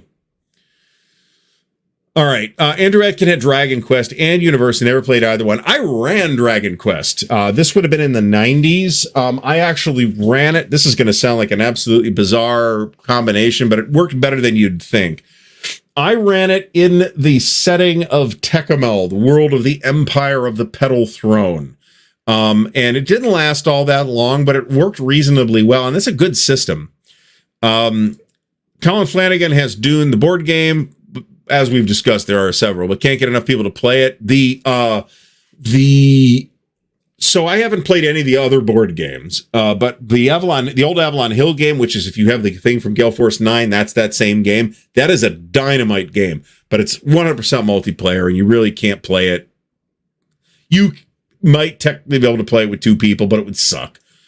You should play it with at least 4 and preferably 6 people. All right, Brian Gash is buying Noble Knight stock. They have Ardwulf's Lair, the Player's Aid, the Target stores as partners, plus a whole bunch of other folks, right? They've got a whole bunch of partners. I think me and the Player's Aid, and I'm not really sure what Dan's relationship with Noble Knight is, but are pretty much covering the Wargame space for them. They've got a lot of general board game folks that they sponsor as well, and presumably some RPG people too, but I don't know as much about that. These displays ate a lot of the page count of the product, though. All right, what book are we talking about here? Eric Schaefer says, "Oh, this is Eric Schaefer. The book Eric mentioned is The Moat in God's Eye, which is a First Contact novel, also by Larry Niven and Jerry Pournelle, and it is probably." Okay, let me say Larry Niven and Jerry Pournelle, sometimes with Stephen Barnes and sometimes with some other folks, did a lot of collaboration. And of all of the books that they did, it is my opinion that probably the best one is not The Moat in God's Eye, but I think The Moat in God's Eye is my favorite. It's a really good book. I think my favorite is a one that nobody talks about called Oath of Fealty by Niven and Pornell. And it's a really good book about an arcology in 21st century Los Angeles. It's a really good book. Oh, there you go. Sean Torno remembers Darkwalker on Moonshae. Yeah, so let's say the Moonshae Isles were not part of Ed Greenwood's original Forgotten Realms, and they wanted to keep Doug happy, so they stuck him in there at the beginning because he wanted to write something like that. But yeah, it was not part of Ed Greenwood's original Forgotten Realms. And Carl got a book signed by Larry Niven, which is pretty cool. Primetime Adventures. Ooh. Primetime Adventures is the RPG of any show you can imagine, very fun and replayable. Is that a Cynthia Celeste Miller? Was she the designer of that? I may be remembering that correctly, or I may not be. I remember Cynthia being connected to it in some capacity, but I'm not sure how. Henry says he'd like to try out some Civil War systems. He has 0 Civil War games and want to fill out a Noble Knight order. Any recommendations? Henry, this is a good question, and I am very confident in my ability to drive you in the right direction here. For one thing, I'll recommend the Blind Swords games. They are easy for battle games. They are very easy to play, and Noble Knight has at least 2 or 3 of them in stock right now. I know because I just ordered a Grand Havoc from them.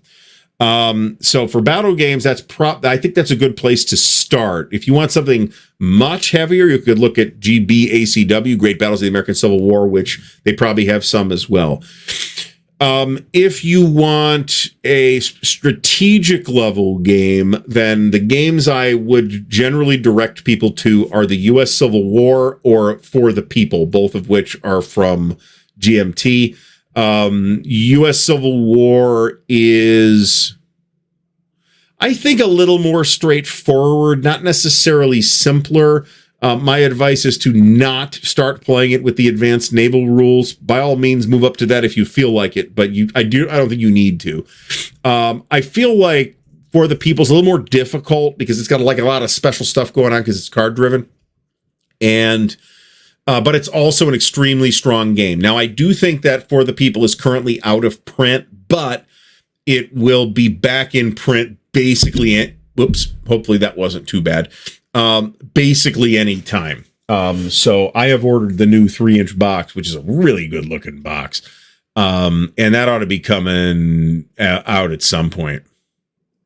Eric Hansen played the hell out of Dragon Quest at Queen's University in the 80s, mainly in Janelle Jaquays' Enchanted Wood. Excellent.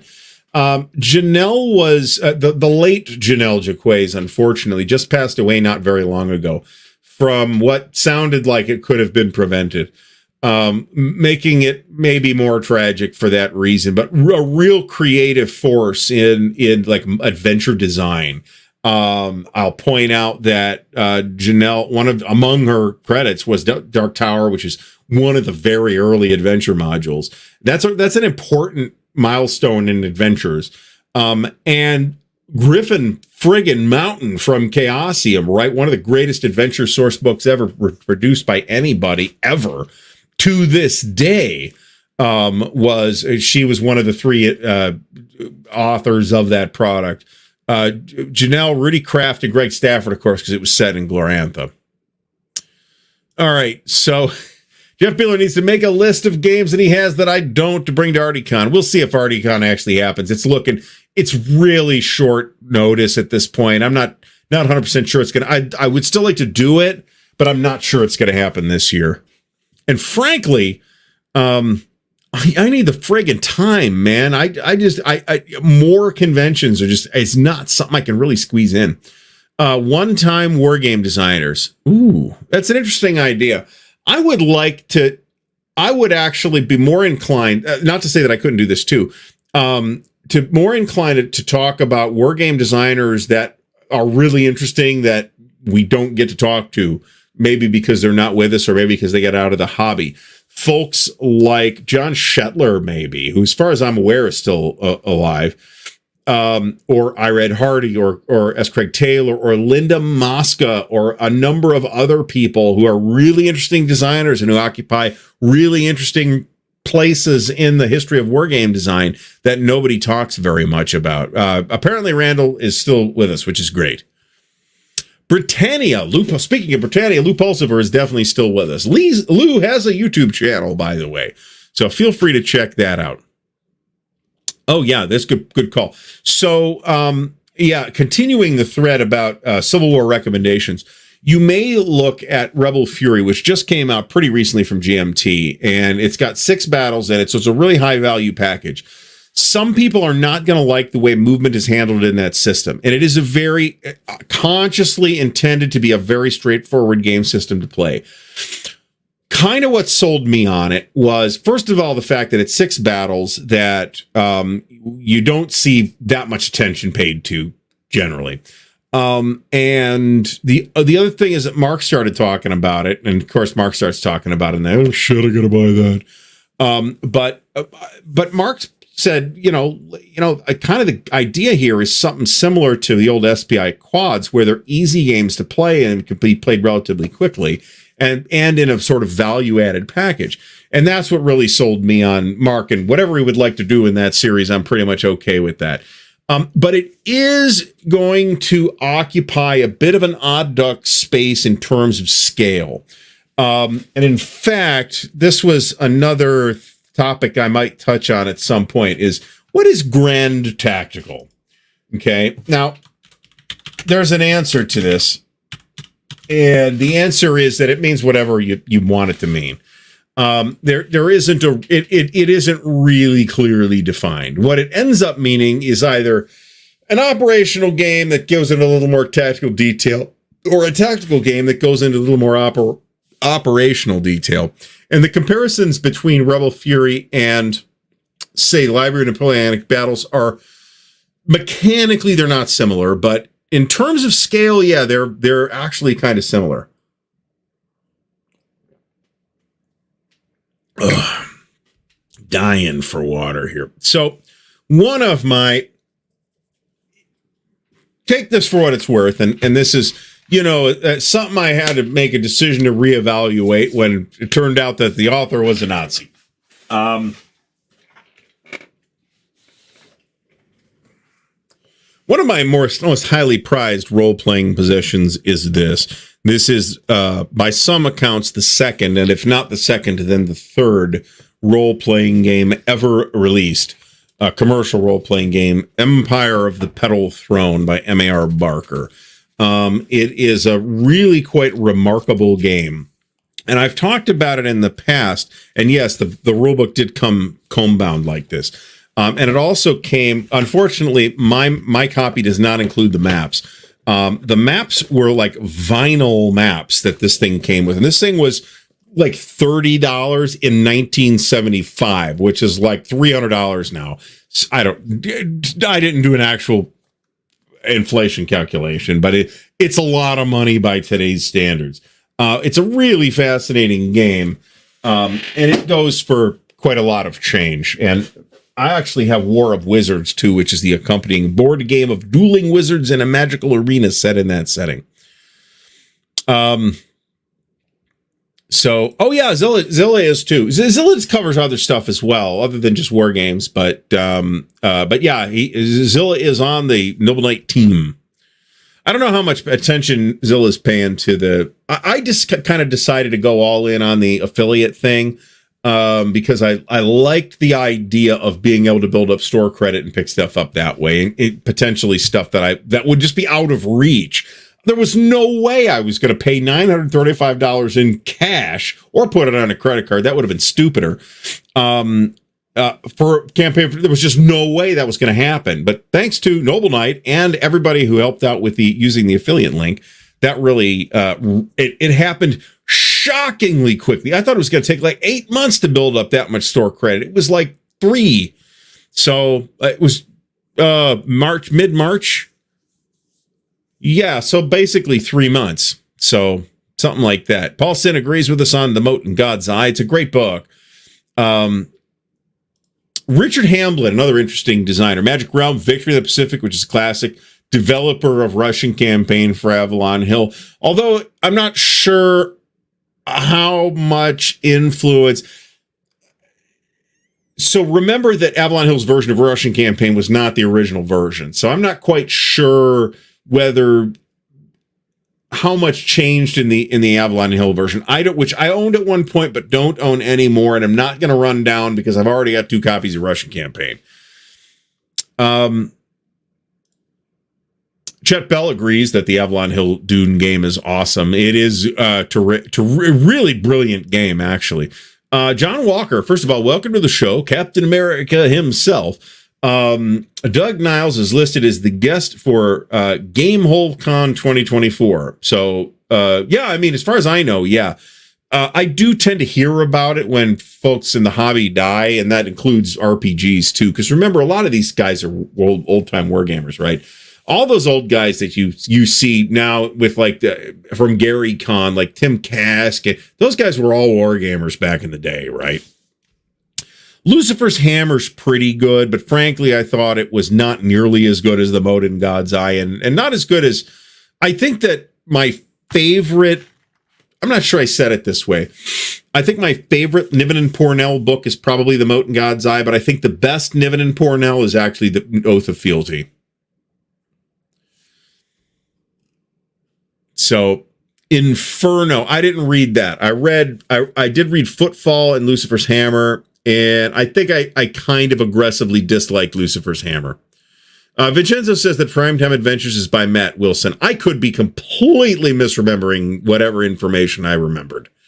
So that's very plausible. I remember hearing about this, but I never tried to do this. Andrew Atkins says there's an older AI video generator that basically simulates the Seinfeld apartment 24/7. The humor is so cringe dead of following. I believe it. Mo from Mo's Game Table is here. Mo, thanks for stopping by. Woof. I would have been in the Ziploc. I like, so, and I say this as somebody who has gone out of his way sometimes to buy stuff in Ziplocs. For example, SPI games, I'll often prefer to buy the magazine version in a Ziploc over a box version, because the box version might cost me $150. I might be able to get the S&T version for $15. Now, there are certain games that did change between the S&T publication and the boxed publication.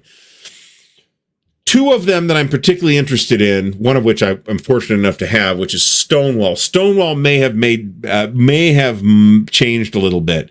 I also think that USN may have changed a little bit between its publication in the magazine versus its publication in the flat. I'm not aware of a boxed version. Although Decision later did a deluxe version called USN Deluxe, which I am actually told there's some very interesting things about that.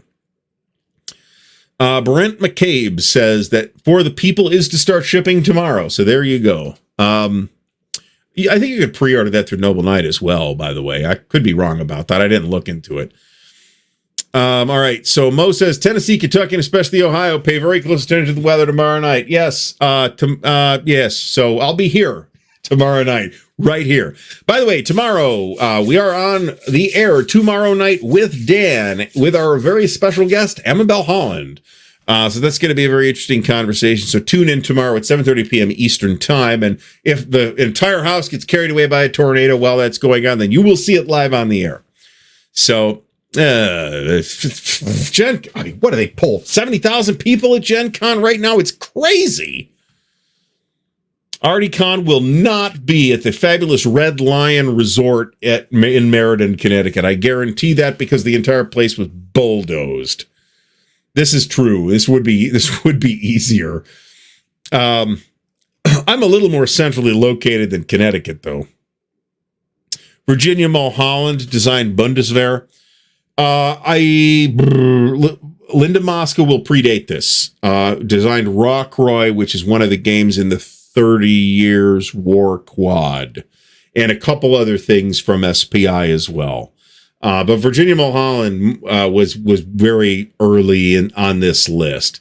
Bundeswehr, assuming we're talking about the GDW Bundeswehr, am I wrong about that? Because that would have been 80s, where Rockroy would have been 70s, or very early 80s. All right. This is kind of true. Grand Tactical is just tactical with fanfare and fancy hats. That's kind of true. Well, so this is something I've mentioned before, too, is your exact definition of what's tactical versus what's operational versus what's strategic is going to vary by topic, right? A tactical game is going to have a tactical World War II game is going to have a different scale than a tactical Napoleonic game, which is probably going to be battalions. A tactical Civil War game is probably going to be regiments. A tactical World War II game is going to be probably no bigger than companies or platoon, probably more likely to be platoons or squads. And frankly, the landscape of squad level tactical World War II games makes me think that squads is really the natural tactical scale for World War II. Yes, it means whatever you want it to mean. There's a Grand Tactical Series, which is kind of tactical. It's got some tactical elements to it. It's got just as many operational elements, in my opinion. So well, you may have beat me to saying something. You probably did, considering I am 8 minutes behind again. Ooh, Helena Rubinstein. Yes, for Killer Angels was done by West End Games, and this is supposed to be an interesting game, too. There's some video on this, as I recall. Vince Ree, yeah, Linda Mosk. So not all these, remember the way that BGG lists design credits sometimes. I don't know that all of these games were necessarily design credits, because I looked this up as well. I got a sponsorship offer from HelloFresh, and I'm like, I mean, I did not follow through with them. Let me put it that way. It's like, well, I'm not a user of this product, right? So, yeah, I could probably fake a phone in of HelloFresh spot, but you don't want to see that. And Noble Knight, it was the company I was buying from, right? So I said yes. And I didn't just say yes instantaneously. I had to think about it. I actually discussed it with my wife, which is not something that she would expect me to do necessarily. Sazerac, well, we'll see what we can do about that. Well, I don't know about that, but we'll probably find, I may get you some benchmark or something like that, which is shockingly good for what it costs. By the way, it's up to about $13 a bottle now here in Ohio, anyway. I could use a burrito right about now. Hey, it's 10:06, folks. So, folks, we are going to wrap things up here. So, Jeff Beeler says, oh, yes, this is true. Alexander the Great, is a Gygax design from Avalon Hill. And it's a tactical game on Gargamella. Eric Goebel, thank you so much. Much appreciate. You will. So the problem I ran into, you may hear some updates sooner than what I'm about to say will imply, because I still have some mechanical ideas that I would like to experiment with, and I don't necessarily need a working map to do that. But I'm stuck on the map, the Pacific map specifically. And what it's going to take is me learning QGIS or ArcGIS or something like that, to be able to generate the underlying base map projection to build a map from. I can knock together a playtest quality map. Graphically, that's not a problem, but I can't manage the projection without using a tool like that.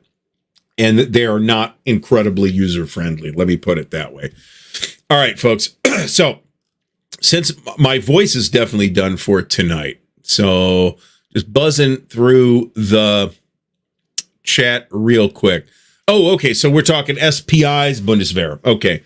So I'm thinking there was an expansion for GDW's Assault called Bundeswehr, and that's what I thought you were talking about. But now that you've said this, it seems very obvious that obviously wasn't GDW's.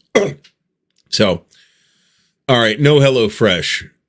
Fred Serval had a pretty funny thing today, by the way, if you want to watch Fred's video, which is his April Fool's video. And then he joked about getting a sponsorship from HelloFresh and BetterHelp. All right, Vincenzo, thank you so much. Much appreciated. And I appreciate you sticking with us all the way up in Central European time. So for you, it is about 3 or 4 in the morning right now. So it is much appreciated. So thank you for stopping by. So tomorrow, we've got a show live with Dan, The Chit Show. with us and Emma Bell Holland. That'll be the title card for that will be up tomorrow. I will not have a Traveler Tuesday video this week. Like I said, folks visiting, so we're not going to get that done, but I hope to have it done for next week. And I hope to have an unboxing video for Thursday too, but that is also dependent on me actually being able to squeeze out the time to do the editing. College night course. There's YouTube videos on this. I just haven't had friggin' time to watch them. So I didn't see Liz's. I got to check that. And I didn't watch all of Draconiffel's April Fool's video either. In private, I will tell the story of last year's stunt. I don't want to embarrass the person. So I'm not, who is this delightful person. I don't want to embarrass them, so I'm not going to do that. But in private, I will tell the story of who I managed to fool with last year's April Fool's joke.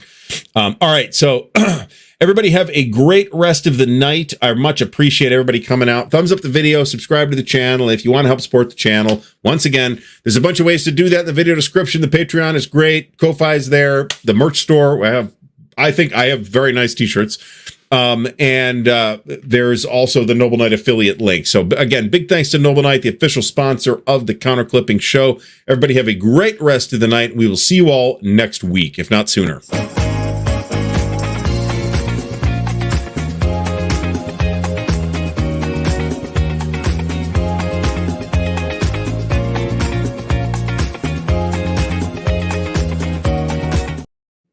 And also, folks, I really love my disco outro.